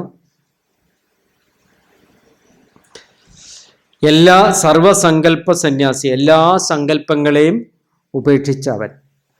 ഇന്ദ്രിയാർത്ഥേഷു, ഇന്ദ്രിയങ്ങൾ, ശബ്ദാദികൾ, അവയുടെ വിഷയങ്ങളിലും, ഇന്ദ്രിയാർത്ഥേഷു ശബ്ദാദി വിഷയങ്ങളിലും, കർമ്മസു, ചാന്നുള്ള എടുത്തോണം, കർമ്മസു ച, കർമ്മങ്ങളിലും. ഇന്ദ്രിയാർത്ഥേഷു കർമ്മസു ച, ഇന്ദ്രിയങ്ങൾ കണ്ണുകൊണ്ട് രൂപത്തെ കാണുന്നു, ചെവി കൊണ്ട് ശബ്ദത്തെ കേൾക്കുന്നു, നാക്കുകൊണ്ട് രസിക്കുന്നു, മൂക്കുകൊണ്ട് മണക്കുന്നു. ഇങ്ങനെ സ്പർശം, ത്വക്കുകൊണ്ട് ഇങ്ങനെയുള്ള വിഷയങ്ങളിലും ശബ്ദാദി തുടങ്ങിയിരിക്കുന്ന വിഷയങ്ങളിലും കർമ്മങ്ങളിലും ന അനുഷജ്യതേ, കർത്തൃത്വാദി അഭിമാനത്തെ സ്വീകരിക്കുന്നില്ല എന്നർത്ഥം. ഒട്ടിപ്പിടിക്കില്ല എന്ന് പറയണമെങ്കിൽ പറയാം സംസ്കൃതം അനുസരിച്ച്. ഇവിടെ എന്തർത്ഥം എടുക്കണം? കർത്തൃത്വാദി അഭിമാനത്തെ സ്വീകരിക്കുന്നില്ല, ഒട്ടിപ്പിടിക്കുന്നില്ല. ആ സന്യാസി എന്ന് പറഞ്ഞ ആള് ഇതിലൊന്നും ഒട്ടിപ്പിടിക്കാത്ത ആളായി ഇരിക്കുന്നു എന്നർത്ഥം. മനസ്സിലായല്ലോ? അതായത് എപ്പോഴാണോ സർവസങ്കല്പ സന്യാസി എല്ലാ സങ്കല്പങ്ങളെയും ഉപേക്ഷിച്ച അവന് ഇന്ദ്രിയാർത്ഥേഷു, ഇന്ദ്രിയ വിഷയങ്ങളിലും കർമ്മസൂച, കർമ്മങ്ങളിലും നാനുഷജ്ജതേ, കർത്തൃത്വാദി ബുദ്ധിയെ എന്ത് ചെയ്യുന്നില്ല? സ്വീകരിക്കുന്നില്ല, അവന് അതിനോട് ഒട്ടിപ്പിടിക്കുന്നില്ല എന്നർത്ഥം. ഇനി തഥാ, അപ്പോൾ യോഗാരൂഢ ഉച്ചതി, അങ്ങനെയുള്ളവനെ എന്തു പറയാം? സമാധിയെ പ്രാപിച്ചവനെന്നുള്ള അർത്ഥം പറയാം. ധ്യാനത്തെ, സമാധിയെ പ്രാപിച്ചതെന്നുള്ള അർത്ഥത്തിൽ പറയാം. അപ്പം യോഗാരൂഢൻ ആരാണ്? സർവസങ്കല്പ സന്യാസി. മനസ്സിലായേ? കേവലം കേട്ടിരുന്നാൽ പോരാ, ചിന്തിച്ചോണം. യോഗാരൂഢൻ്റെ അർത്ഥത്തെയാണ് ഇവിടെ പറഞ്ഞിരിക്കുന്നത്. സർവസങ്കല്പ സന്യാസിയായിരിക്കുന്നവനാണ് ആര്? യോഗാരൂഢൻ. മനസ്സിലായല്ലോ? എന്തോ? ഒന്നും നേടിയെടുക്കാനില്ലാത്ത ആള്. അതായത് ഇപ്പോൾ നമ്മളിപ്പോൾ ഇത് കേട്ട് കഴിഞ്ഞാൽ ഇനി തൊട്ട് എന്താണ്, വീട്ടിൽ പോയി ഒരു പണിയും ചെയ്യണ്ട. കാവ്യ വസ്ത്രത്തിലാണോ സന്യാസം? പ്രവൃത്തിയിലാണോ? പ്രവൃത്തിയില്ല. ബാഹ്യമായ ചിഹ്നങ്ങളിലൊന്നും സന്യാസം ഇരിപ്പില്ല. അത് നിങ്ങളെ ബോധ്യപ്പെടുത്താൻ ഉപദ്രവിക്കരുത് എന്നുള്ള അർത്ഥത്തിലുള്ള വസ്ത്രം മാത്രം. എന്താ കാര്യം? വഴിയിൽ കൂടെ ഒരു നായി പോവുക. രാമകൃഷ്ണദേവൻ പറയുന്നൊരു ഉപമയാണ്. കഴുത്തി ബെൽറ്റ് ഉണ്ടെങ്കിൽ ആരും കല്ലെറിയില്ല. എന്താ കാര്യം? ചോദിക്കാൻ ആൾ വരും. മനസ്സിലായേ? ബെൽറ്റ് ഇല്ലെങ്കിലോ ഏറോടെ ഏറായിരിക്കും. അപ്പം ബെൽറ്റാണ് ഏത്? എറിയരുതേ എന്നുള്ള അർത്ഥത്തിലുള്ള ഒരു ചിഹ്നം മാത്രമാണ് ഇത്. ഇതിൻ്റെ ഉള്ളിൽ എല്ലാത്തിനെയും ത്യജിച്ചുകൊണ്ട് സ്വരൂപസ്ഥിതിയിലിരിക്കുന്നവനാണ് ആര്? യോഗാരൂഢൻ. അവന് സങ്കല്പ വികല്പങ്ങളൊന്നുമില്ല, അവനിൽ ഭയാഭയങ്ങളൊന്നുമില്ല, രാഗദ്വേഷങ്ങളില്ല, സുഖദുഃഖങ്ങളില്ല. നിങ്ങൾ എത്ര ഇളക്കിയാലും എന്ത് ചെയ്യില്ല? ഇളകില്ല. ആ അവസ്ഥയിൽ അവൻ ദൃഢീഭൂതനായിട്ട് ഇരിക്കും. പക്ഷേ എന്താ, അത് നിങ്ങൾക്ക് മനസ്സിലാകണമെന്നില്ല. ആർക്കേ മനസ്സിലാകുകയുള്ളൂ? ആ ഇരിക്കുന്ന ആൾക്ക് ആ അവസ്ഥയെ മനസ്സിലാക്കാൻ സാധിക്കുമെന്നർത്ഥം. മനസ്സിലായല്ലോ? സംശയം തീർന്നില്ല? അപ്പോൾ ആ ശ്ലോകം ഒന്നും കൂടെ ചൊല്ലിക്കൂ. യഥാഹിനേന്ദ്രിയാർത്ഥേഷു ന കർമ്മസ്വനുഷജ്ജതേ സർവസങ്കല്പസന്യാസി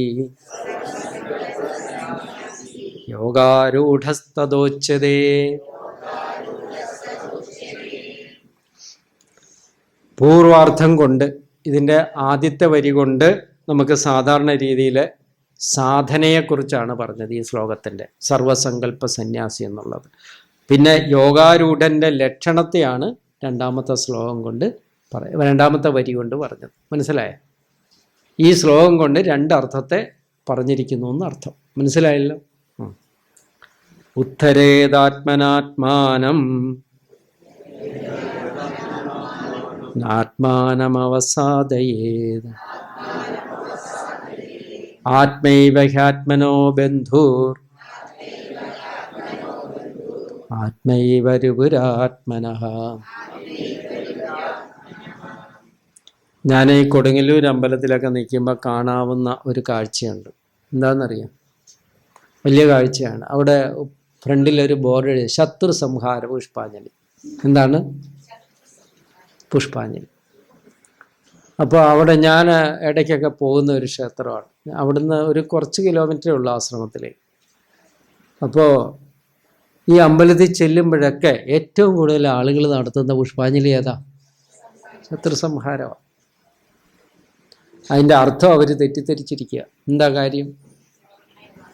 അയലത്തുള്ള ഗോമതിയും സരസയും തമ്മിൽ ഭയങ്കര വഴക്കാന്ന് വിചാരിക്കുക.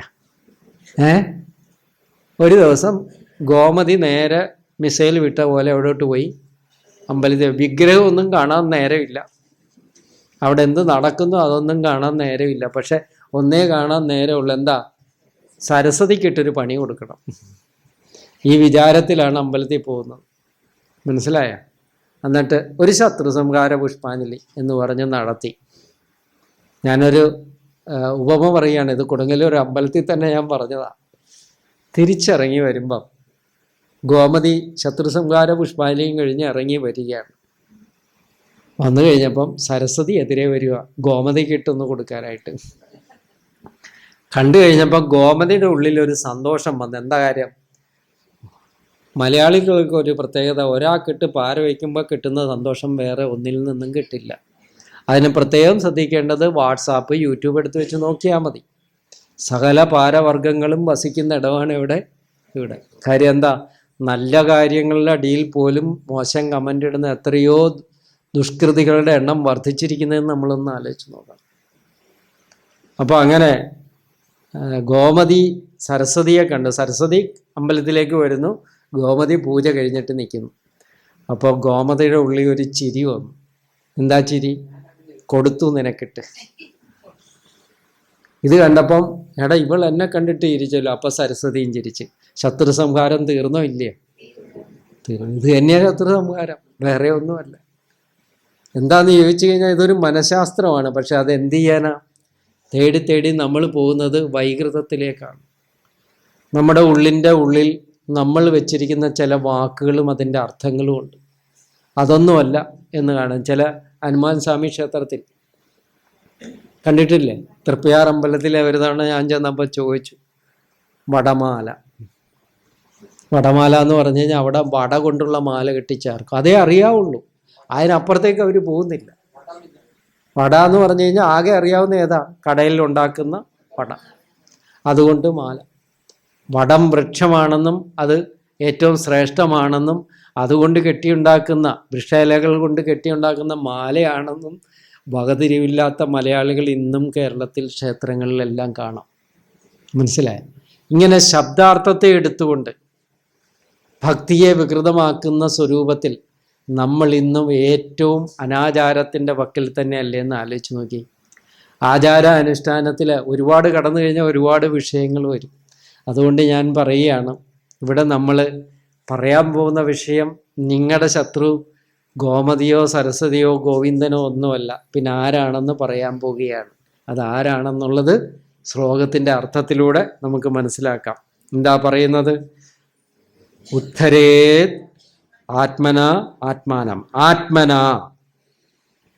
ആത്മാവിനെ കൊണ്ട്. ആത്മന. ശബ്ദത്തിൻ്റെ അർത്ഥം പറയുമ്പം സംസ്കൃതം അറിയാവുന്നവർ ശ്രദ്ധിച്ചോണം. എന്തുകൊണ്ട്? അതുകൊണ്ട്.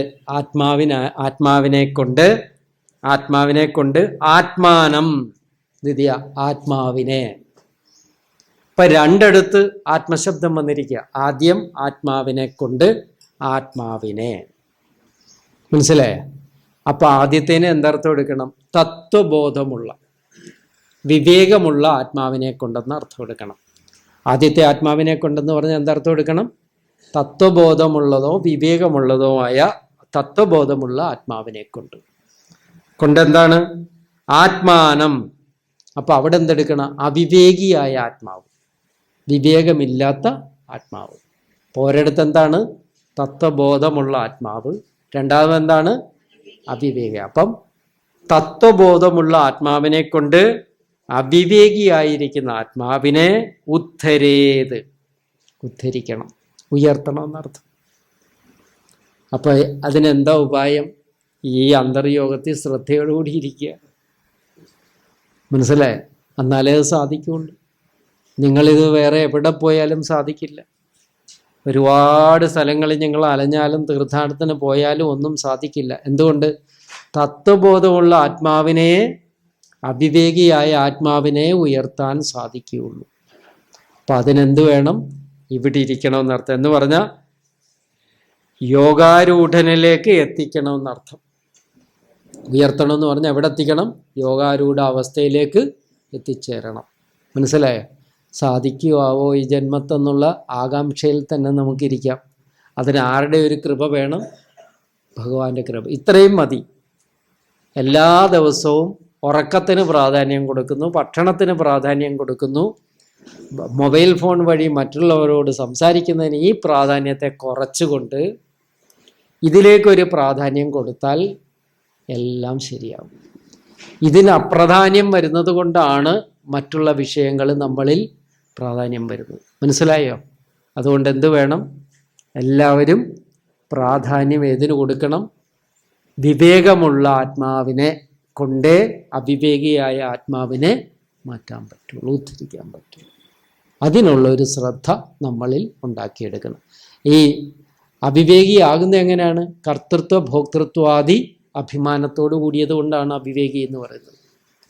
കർത്തൃത്വ ഭോക്തൃത്വാദി സ്വഭാവ ഗുണങ്ങളോട് കൂടിയിരിക്കുന്ന ആത്മാവിനെ വിവേകമുള്ള തത്വബോധമുള്ള ആത്മാവിനെ കൊണ്ട് മാറ്റാം എന്ന് പറഞ്ഞാൽ കർത്തൃത്വ ഭോക്തൃത്വാദികളെല്ലാം തന്നെ അങ്ങ് പോവും എന്നർത്ഥം.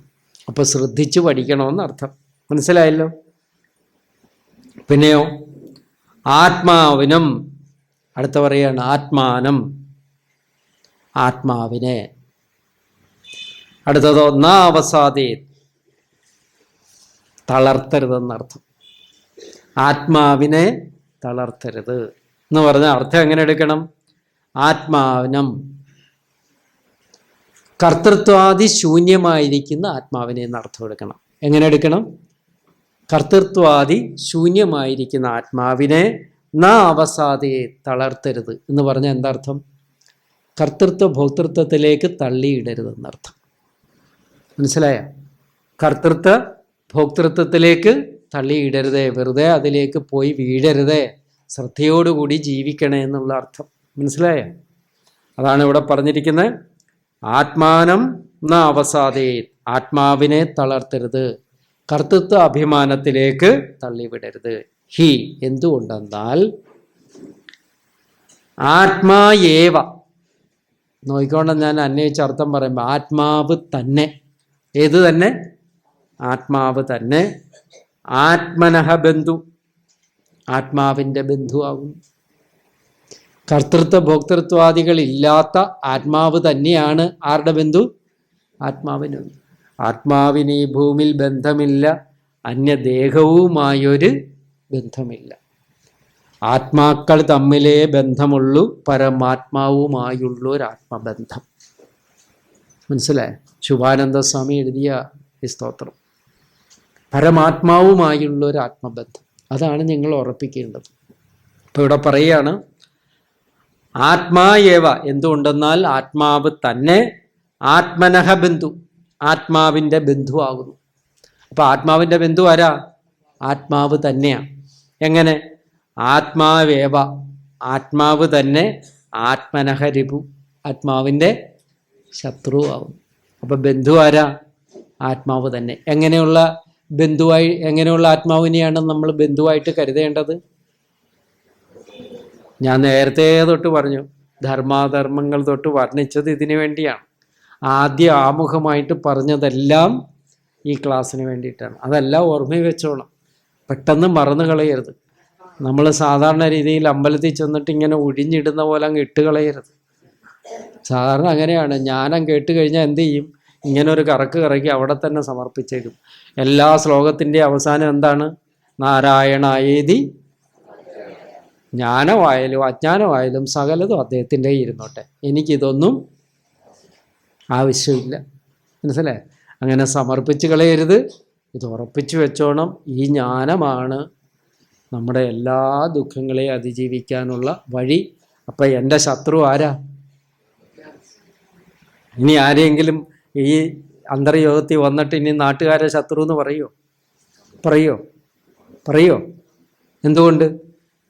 പഠിച്ചവർ പറയാൻ പാടില്ല, പഠിക്കാത്തവർ പറഞ്ഞോട്ടെ. അവരോട് ഈ ശ്ലോകം ചൊല്ലി അർത്ഥം പറഞ്ഞു കൊടുക്കണം. എന്താ? നിന്റെ ശത്രു ആരാണ്? നീ തന്നെയാണ്, ആത്മാവ് തന്നെയാണ്. അതായത് ഇവിടെ ആത്മാവിനെ വിവേകം കൊണ്ട് ഉദ്ധരിക്കണമെന്ന് പറഞ്ഞു. കർത്തൃത്വ ഭോക്തൃത്വാദി കൊണ്ട് അധപ്പതിച്ച ആത്മാവിനെയാണ് വിവേകം കൊണ്ട് ഉദ്ധരിക്കേണ്ടത്. ഭോക്തൃത്വം കൊണ്ട് അധപ്പതിച്ച ആത്മാവിന്. ഇപ്പം നമ്മുടെയൊക്കെ ഉള്ളിൽ അധപ്പതനത്തിൻ്റെ ഒരു ആത്മാവ് ഇരിപ്പുണ്ട്. എന്താ? ശരീര താതാത്മ്യം പ്രാപിച്ച ആത്മാവ്, രാഗദ്വേഷങ്ങൾക്ക് വശപ്പെട്ട ആത്മാവ്, ശുഭാശുഭങ്ങളെ അറിയുന്ന ആത്മാവ്, സുഖദുഃഖങ്ങളെ അറിയുന്ന ആത്മാവ്. സുഖമെന്നുള്ള വിഷയത്തിനകത്ത് എന്താ? മനസ്സ് ഇന്ദ്രിയങ്ങളുടെ പുറകെ പോകുന്നതാണ് സുഖം. സുഖമുണ്ടെങ്കിൽ അതിൽ എന്തുണ്ടായിരിക്കും? ദുഃഖം ഉണ്ടാവും. ഏതൊരു സുഖത്തിൻ്റെ അവസാനം എന്തായിരിക്കും? ഇത് ഉറപ്പിച്ചാൽ മതി, പിന്നെ ഇതൊക്കെ മനസ്സിലായിക്കൊള്ളു. എന്ത് ലോകത്തെ സുഖം എടുത്ത് വെച്ചു. ഇപ്പോൾ കല്യാണം കഴിച്ച് അയക്കുന്ന സമയത്ത് വിളക്കിൻ്റെ മുമ്പിൽ വെച്ചിട്ട് താലിമാലയൊക്കെ ചാർത്തുമ്പോൾ ചൊല്ലുന്ന ഒരു മന്ത്രമുണ്ട്, കേട്ടിട്ടുണ്ടോ? അവ്യയൻ ശിവനും ആദിദേവിയും ദിവ്യരാങ്കുരുമരുക്കളേവരും ഭവ്യമേകുക കനിഞ്ഞു ദമ്പതി. ഭവ്യമേകുക, അനുഗ്രഹിച്ചിടണം. എന്തിനാ? ശർമ്മപീഡകൾ പകുത്തു വാഴുവാൻ. ഏതൊക്കെയാ? സുഖദുഃഖങ്ങളാകുന്ന ശർമ്മപീഡകൾ. മോളെ, നീ സുഖമായി ജീവിച്ചു കൊള്ളാൻ നിന്നെ ഞാൻ കെട്ടിച്ചയക്കുന്നു എന്ന് അമ്മമാർ പറയുന്നു. അതിനെ എന്തായിട്ട് മനസ്സിലാക്കിക്കോണം? വിവേകം കെട്ട ആത്മാവ്. എന്താ കാര്യം?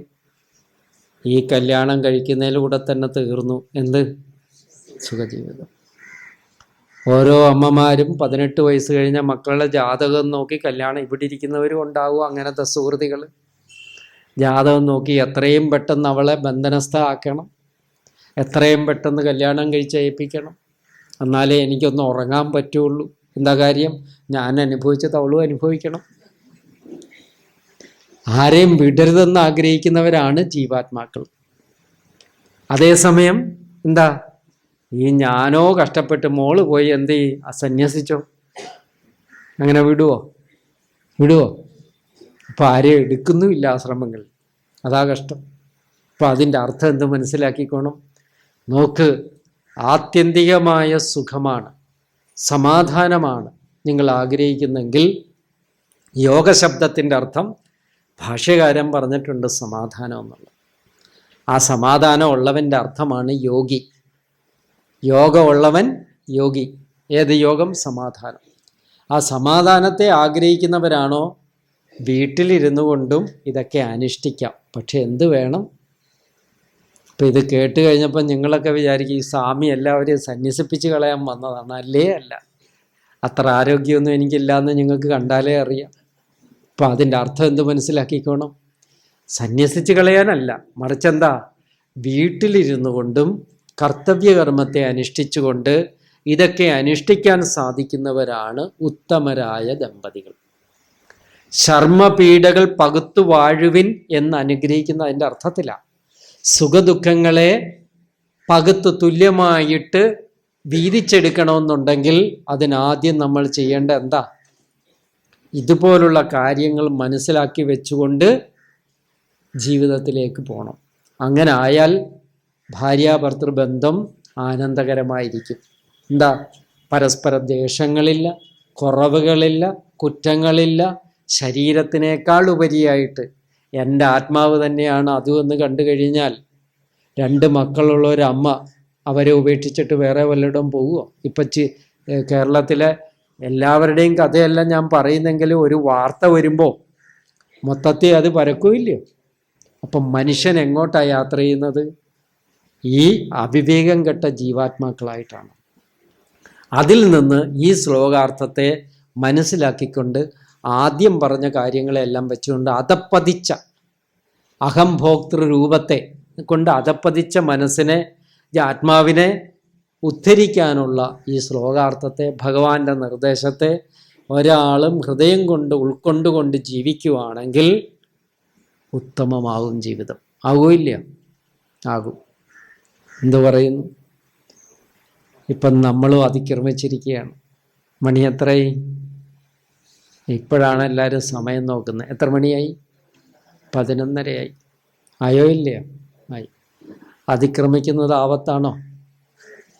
നമ്മുടെ ഈ റെയിൽവേ സ്റ്റേഷനിലൊക്കെ എഴുതി വയ്ക്കുക, അതിക്രമിച്ച് കടക്കപ്പെടുന്നവർ പ്രോസിക്യൂഷന് വിധേയരാക്കപ്പെടും. ശരിക്കും കർമ്മണി പ്രയോഗം അനുസരിച്ച് അത് തെറ്റായ വാക്യമാണ്. ഇംഗ്ലീഷ് ചേർത്തപ്പോൾ ഉണ്ടാക്കിയതാണ്. ഞാൻ പലപ്പോഴും അതിരുന്ന് വായിച്ചിട്ട് ഇതൊന്ന് തിരുത്താൻ എന്താ വഴിയെന്ന് ആലോചിച്ചിട്ടുണ്ട്. അത് കടക്കപ്പെടുന്നവരെ എന്ന് പറയേണ്ടതാണ്, പക്ഷെ അതില്ല. മലയാളം അങ്ങനെയാണിപ്പോൾ. എന്തായാലും നമ്മൾ ആലോചിച്ച് വയ്ക്കുക, ഈ 2 ശ്ലോകങ്ങൾ ഞാൻ നിങ്ങളുടെ മുമ്പിൽ സമർപ്പിക്കുമ്പോൾ സ്വാമിജി പറഞ്ഞു കുറച്ചും കൂടെ സമയം എടുത്തോളാൻ. അത്രയുണ്ടോ? ശരി, അപ്പോൾ കുഴപ്പമില്ല. ഈ ശ്ലോകത്തിൻ്റെ സാരാംശത്തെ ഒരു ചെറിയ കാര്യത്തിലൂടെ ഞാൻ നിങ്ങളുടെ മുമ്പിൽ അവതരിപ്പിക്കുകയാണ്. അത് വളരെ ശ്രദ്ധയോടുകൂടി കേട്ട്, എന്താണെന്ന് ചോദിച്ചാൽ, അവനവൻ നന്നായില്ലെങ്കിൽ ഒരു കാര്യവുമില്ല എന്നുള്ള കാര്യാർത്ഥത്തെ നമ്മൾ മനസ്സിലാക്കണം. മനസ്സിലായില്ല? അവനവൻ നന്നാകണം. ഒരിക്കൽ 1928 ശ്രീനാരായണ ഗുരുദേവൻ്റെ സമാധിയോട് അടുക്കുന്ന സമയമാണ്. അപ്പോൾ ഗുരുദേവന് അസുഖബാധിതനായിട്ടിരിക്കുകയാണ്. രമണ മഹർഷിയുടെയും കഥ ഞാൻ ആ സമയത്ത് ഇങ്ങനെ വായിക്കും. ഞാൻ ഇവരുടെയൊക്കെ ജീവചരിത്രം നിങ്ങൾ പറയുന്ന പോലെയല്ല, മനഃശുദ്ധിക്ക് കൂടെ വായിച്ചുകൊണ്ടിരിക്കും. നമ്മുടെ മനസ്സ് ശുദ്ധമായിക്കൊണ്ടേയിരിക്കും. വെറുതെ ഇരിക്കുമ്പോൾ ഇതൊക്കെ വായിച്ചുകൊണ്ടേയിരിക്കുക. രമണ മഹർഷിയുടെ കാലിന് വേദനയാണ് അവസാന കാലത്ത്. വായിച്ചിട്ടുണ്ടോ? കാലിന് വേദനയാണ്. ഇപ്പോൾ കാല് തിരുമ്മി കൊടുക്കും എല്ലാവരും ചെന്നിരുന്നു. അവസാനം രമണ മഹർഷി ഇവർക്ക് വിശ്രമമില്ല എന്ന് കണ്ടപ്പം പറഞ്ഞ്, തിരുമ്മി നിങ്ങളെല്ലാം പുണ്യം എടുക്കുകയാണ്, ഇനി കുറച്ച് പുണ്യം ഞാനും എടുക്കട്ടെ. മനസ്സിലായേ? എന്ന് പറഞ്ഞാൽ എന്താ അർത്ഥം? കാല് ഞാൻ തന്നെ ഒന്ന് തിരുമട്ടെ എന്ന്. മനസ്സിലായി? അവർക്കൊരു വിശ്രമത്തിന് വേണ്ടിയാണ്. എത്ര ഉപമയാണ് അവരൊക്കെ ഉപമിക്കുന്നത് നിങ്ങളൊന്ന് ആലോചിച്ച് നോക്കുക. എത്ര സൗഹൃദമായ രീതിയിലാണ് അവരുടെ ഒരു വാക്കും. ഈ തപസ്സിൻ്റെ ശക്തിക്ക് അങ്ങനെ ഒരു പ്രത്യേകതയുണ്ട്. മനസ്സിലായ? ഗുരുദേവന് ഒരിക്കൽ ഒരാൾ ചോദിച്ചു, അങ്ങ് മരുത്വാമലയിലും അരിയപ്പുറത്തുമൊക്കെ വന്യമൃഗങ്ങൾ ഉണ്ടായിരുന്നെന്ന് കേൾക്കുന്നല്ലോ. ഗുരുദേവൻ തപസ് ചെയ്ത ഒരു ഗുഹയുണ്ട്, പിള്ളത്തടം ഗുഹയെന്നാണ് പറയുന്നത്. പിള്ളത്തടം എന്ന് പറഞ്ഞാൽ അറിയാം? ആ ഗുഹയ്ക്ക് പിള്ളത്തടം എന്ന് പറയാൻ എന്താ കാര്യമെന്നറിയാം? പിള്ള എന്ന് പറഞ്ഞാൽ ആരാ? വിഷ്ണു ഭഗവാൻ, കൃഷ്ണന് അഗസ്ത്യമുനി തപസ് ചെയ്തപ്പം കൃഷ്ണ ഭഗവാൻ പിള്ള എന്ന് പറഞ്ഞ കൊച്ചുകുട്ടി വസ്ത്രങ്ങളൊന്നും ധരിക്കാത്ത കുട്ടിയായിട്ട് പ്രത്യക്ഷപ്പെട്ടു. അതുകൊണ്ടാണ് ആ ഗുഹയ്ക്ക് എന്ത് പേര് വന്നത്? പിള്ളത്തടം ഗുഹ എന്നുള്ളത്. മരുത്വാമല അവിടെയാണ്. അന്നത്തെ കാലത്ത് കയറാൻ എത്ര പാടുപെട്ട്, ഇന്ന് തന്നെ പാടാണ്. ആ മലയുടെ മുകളിൽ തപസ് ചെയ്തിരുന്നു എന്നാണ് പറയുന്നത്. ഞാനൊക്കെ ആലോചിക്കാറുണ്ട്, നമുക്ക് 2 ദിവസം ഉപവാസം ഇരുന്ന് നമ്മുടെ കാറ്റ് തീരുമില്ലയോ? തീരും. ഒന്ന് ഇരുന്ന് നോക്ക്. പിന്നെ നമുക്ക് ലക്കും ലഗാനും ഒക്കെ ഈ കൃതിയൊക്കെ അങ്ങ് മറന്നുപോയില്ലേ? പിന്നെ നമ്മൾ എടുക്കുന്ന എന്താണെന്ന് പോലും ആർക്ക് ബോധമില്ല. നമുക്കത്രയേ ഉള്ളൂ. 108 ദിവസം അങ്ങനെ ഇരുന്നെന്നാണ് പറയുന്നത്. അതിൽ ഒരു ഇല കിട്ടുമോടെ, അതിപ്പോഴും ഉണ്ട് കേട്ടോ. അത് ഇങ്ങനെ വെള്ളത്തിൽ കശക്കിയിട്ട് അത് അടപോലായിത്തീരും. അതായിരുന്നു ഗുരു പഠിച്ചിരുന്നതെന്നാണ് പറയുന്നത്. ഒരു ദിവസം കലശലായ വിശപ്പ് വന്നു. ആ വിശപ്പിലെ മലമുകളിലിരുന്ന് ഗുരു വെള്ളം കോരി കുടിച്ചു. പിള്ളത്തടത്തിനകത്ത് വെള്ളമുണ്ട്, അതിങ്ങനെ കോരി കുടിച്ചു. എന്നിട്ടും വിശപ്പ് സഹിക്കാൻ പറ്റുന്നില്ല. അപ്പോഴാണ് ഗുരു തന്നെ പറഞ്ഞിട്ടുള്ള, ഇത് ഞാൻ പറയുന്നതല്ല. അപ്പോൾ ഒരു കുഷ്ഠരോഗി, ശരീരാസകലം വ്രണമാണ്. വ്രണമുള്ളൊരു കുഷ്ഠരോഗി ഒരിലയ്ക്കകത്ത് അവലും മലരുമായിട്ട് വന്നരും. വിശപ്പിൻ്റെ ആധിക്യം കൊണ്ട് നാം അതങ്ങ് ഭുജിച്ചു. അദ്ദേഹവും കഴിച്ചു. ഒരേ ഇലയിൽ നിന്ന് ആരൊക്കെ കഴിക്കുന്നു? കുഷ്ഠരോഗിയും കഴിക്കുന്നു, ഗുരുവും കഴിക്കുന്നു. സങ്കല്പിക്കാവോ? പറ്റുമോ? സങ്കല്പിക്കാനേ പറ്റില്ല. അവിടം വരെ എത്താൻ ഇനി നമ്മൾ എത്ര അന്തർയോഗം കേൾക്കണം. ഇതാണ് യോഗാരൂഢൻ്റെ അവസ്ഥ. അവസാനം കുറച്ച് കഴിഞ്ഞ് ആ കുഷ്ഠരോഗിയെ പിന്നെ നാം കണ്ടില്ല എന്നാണ് പറയുന്നത്.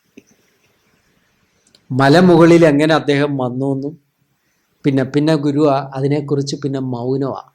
ആരായിരുന്നെന്ന് ഗുരുവിനറിയാം.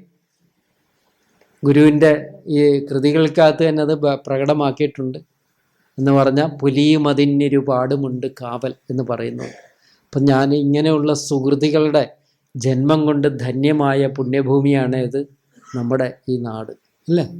ഇവരൊക്കെ അതിൻ്റെ തൊട്ടടുത്ത ഗുഹയിലാണ് ആര് തപസ് ചെയ്തത്? ചട്ടമ്പി സ്വാമികൾ.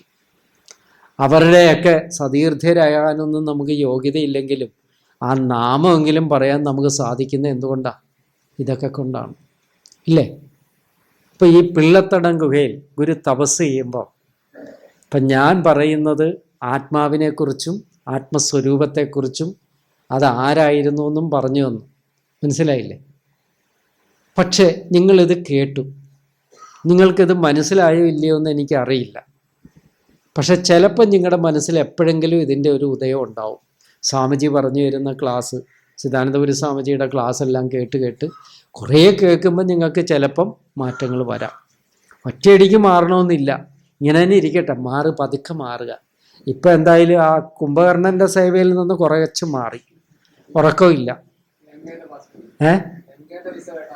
അതെ.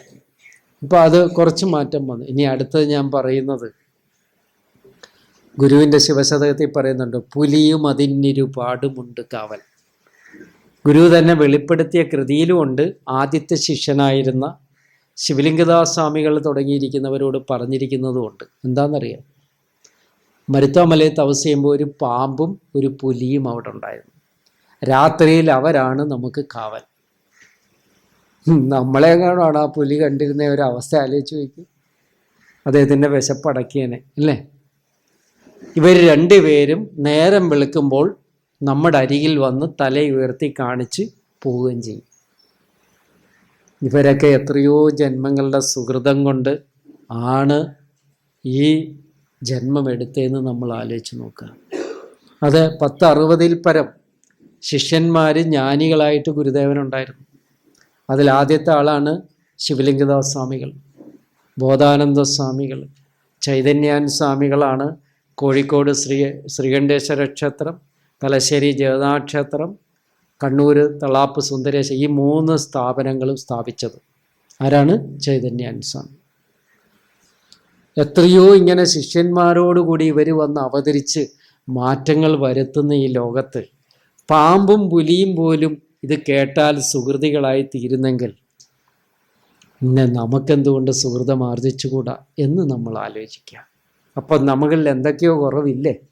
മൃഗങ്ങളെക്കാളും ഉണ്ടോ ഇല്ലയോ? ഉണ്ട്. ആ കുറവിനെ നികത്താൻ ഗീതാ പഠനത്തിലൂടെ നമുക്ക് സാധിക്കണം. ഗീതാ പഠനം അർത്ഥവത്താക്കുന്നത് കുറവുകളെ നികത്തി പൂർവാധികം ആത്മാവിനെ കണ്ടെത്തി ശാന്തചിത്തന്മാരായി നിൽക്കുക, അജ്ഞാനത്തെ അകറ്റുക. പാപപുണ്യങ്ങളൊന്നുമില്ലാത്ത സുഹൃത ജന്മങ്ങളായി നമുക്ക് മാറാൻ സാധിക്കണം. അതിനാണ് അദ്വൈതാശ്രമത്തിലേക്ക് കാലെടുത്ത് വെച്ചതും ഞാൻ വന്നതും നിങ്ങൾ കേൾക്കുന്നതും ഇങ്ങനെ ഓരോ സ്വാമിമാർ വരുന്നതും പോകുന്നതും. ഇതൊക്കെ നമ്മൾ തിരമാല പോലെയാണ്, വന്നും പോയിക്കൊണ്ടേയിരിക്കും. ആരും ഇവിടെ ശാശ്വതമല്ല, ആണോ? ഇനി ഞാനും നിങ്ങളും പോയി മറഞ്ഞാലും ഇവിടെ ഇതിങ്ങനെ നടന്നുകൊണ്ടേയിരിക്കും. എത്രയോ ജന്മങ്ങളിൽ എത്രയോ ആളുകൾക്ക് സുഹൃത കർമ്മം നിറവേറ്റുന്ന ഈ പുണ്യസങ്കേതത്തിൽ ഓരോ വർഷം തോറും ഊർജ്ജസ്വലതയോടുകൂടി വരാൻ നിങ്ങൾ കാണിക്കുന്ന താല്പര്യത്തെ അഭിനന്ദിക്കുന്നു. ഒപ്പം എനിക്കിവിടെ വന്ന് ഇങ്ങനെ ഒരു ക്ലാസ് എടുക്കാൻ കഴിഞ്ഞതിലുള്ള സന്തോഷം, അത് ഞാൻ നേരത്തെ പറഞ്ഞ പോലെ ഒരു പുണ്യസങ്കേതം എന്ന നിലയ്ക്ക് നമ്മളിലും എന്തെങ്കിലും കുറവുകളെല്ലാം പോകട്ടെ, കുറവേ ഉള്ളൂ. അത് അത്രയും കഴുകിക്കളയാനുള്ള ഇടങ്ങളാണ് പുണ്യസങ്കേതങ്ങൾ. അതിൻ്റെ മഹത്വത്തെ ആർക്കറിയില്ല? നമുക്കാർക്കും അറിയില്ല. അറിയുന്നത് എപ്പോഴായിരിക്കും? എല്ലാം അടുത്തിരിക്കുന്ന ബന്ധുക്കൾ അത്രയും പോയി, വിശ്വസിച്ചിരുന്നവരെല്ലാവരും പോയി, തനിയെ ഒറ്റപ്പെടുമ്പോൾ ഈ ജ്ഞാനത്തിനും ഈ അറിവുകൾക്കും ഈ ആശ്രമ സങ്കേതത്തിനും നിങ്ങളെല്ലാം വളരെയധികം വിലമതിക്കും. അതിപ്പോഴേ തന്നെ അങ്ങ് ചിന്തിച്ചുറപ്പിച്ചാൽ പോരെ. ഇപ്പോൾ എല്ലാ സുഹൃത്തുക്കളായിരിക്കുന്ന ആത്മാക്കൾക്കും നിങ്ങളും സുഹൃത്തുക്കൾ തന്നെയാണ്. ഞാനും സുഹൃതത്തിന് വേണ്ടി വന്നു, നിങ്ങളും വന്നു. നമ്മൾ ഒരുമിച്ച് ഒരു സുഹൃതത്തിൽ നിന്ന് എല്ലാം ആർജിച്ചുകൊണ്ട് തിരികെ പോകുമ്പോൾ നമ്മുടെ മനസ്സ് ആനന്ദ നിർവൃതിയിലാകട്ടെ എന്ന് മാത്രം അഭിലഷിച്ചുകൊണ്ട് എൻ്റെ വാക്കുകളെ സശ്രദ്ധയോടുകൂടി കേട്ടിരുന്ന നിങ്ങൾക്ക് ഓരോരുത്തർക്കും ജഗദീശ്വരൻ്റെ അനുഗ്രഹം ഉണ്ടാകട്ടെ എന്ന് ആത്മാർത്ഥമായി പ്രാർത്ഥിച്ചുകൊണ്ട് ഭഗവത് പാതാരവിന്ദങ്ങളിൽ എൻ്റെ വാക്കുകളെ സമർപ്പിക്കുന്നു. നമോ വാഹ. ഓം പൂർണ്ണമദഃ പൂർണ്ണമിദം പൂർണ്ണാത് പൂർണ്ണമുദച്യതേ പൂർണ്ണസ്യ പൂർണ്ണമാദായ പൂർണ്ണമേവാവശിഷ്യതേ. ഓം ശാന്തി ശാന്തി ശാന്തി.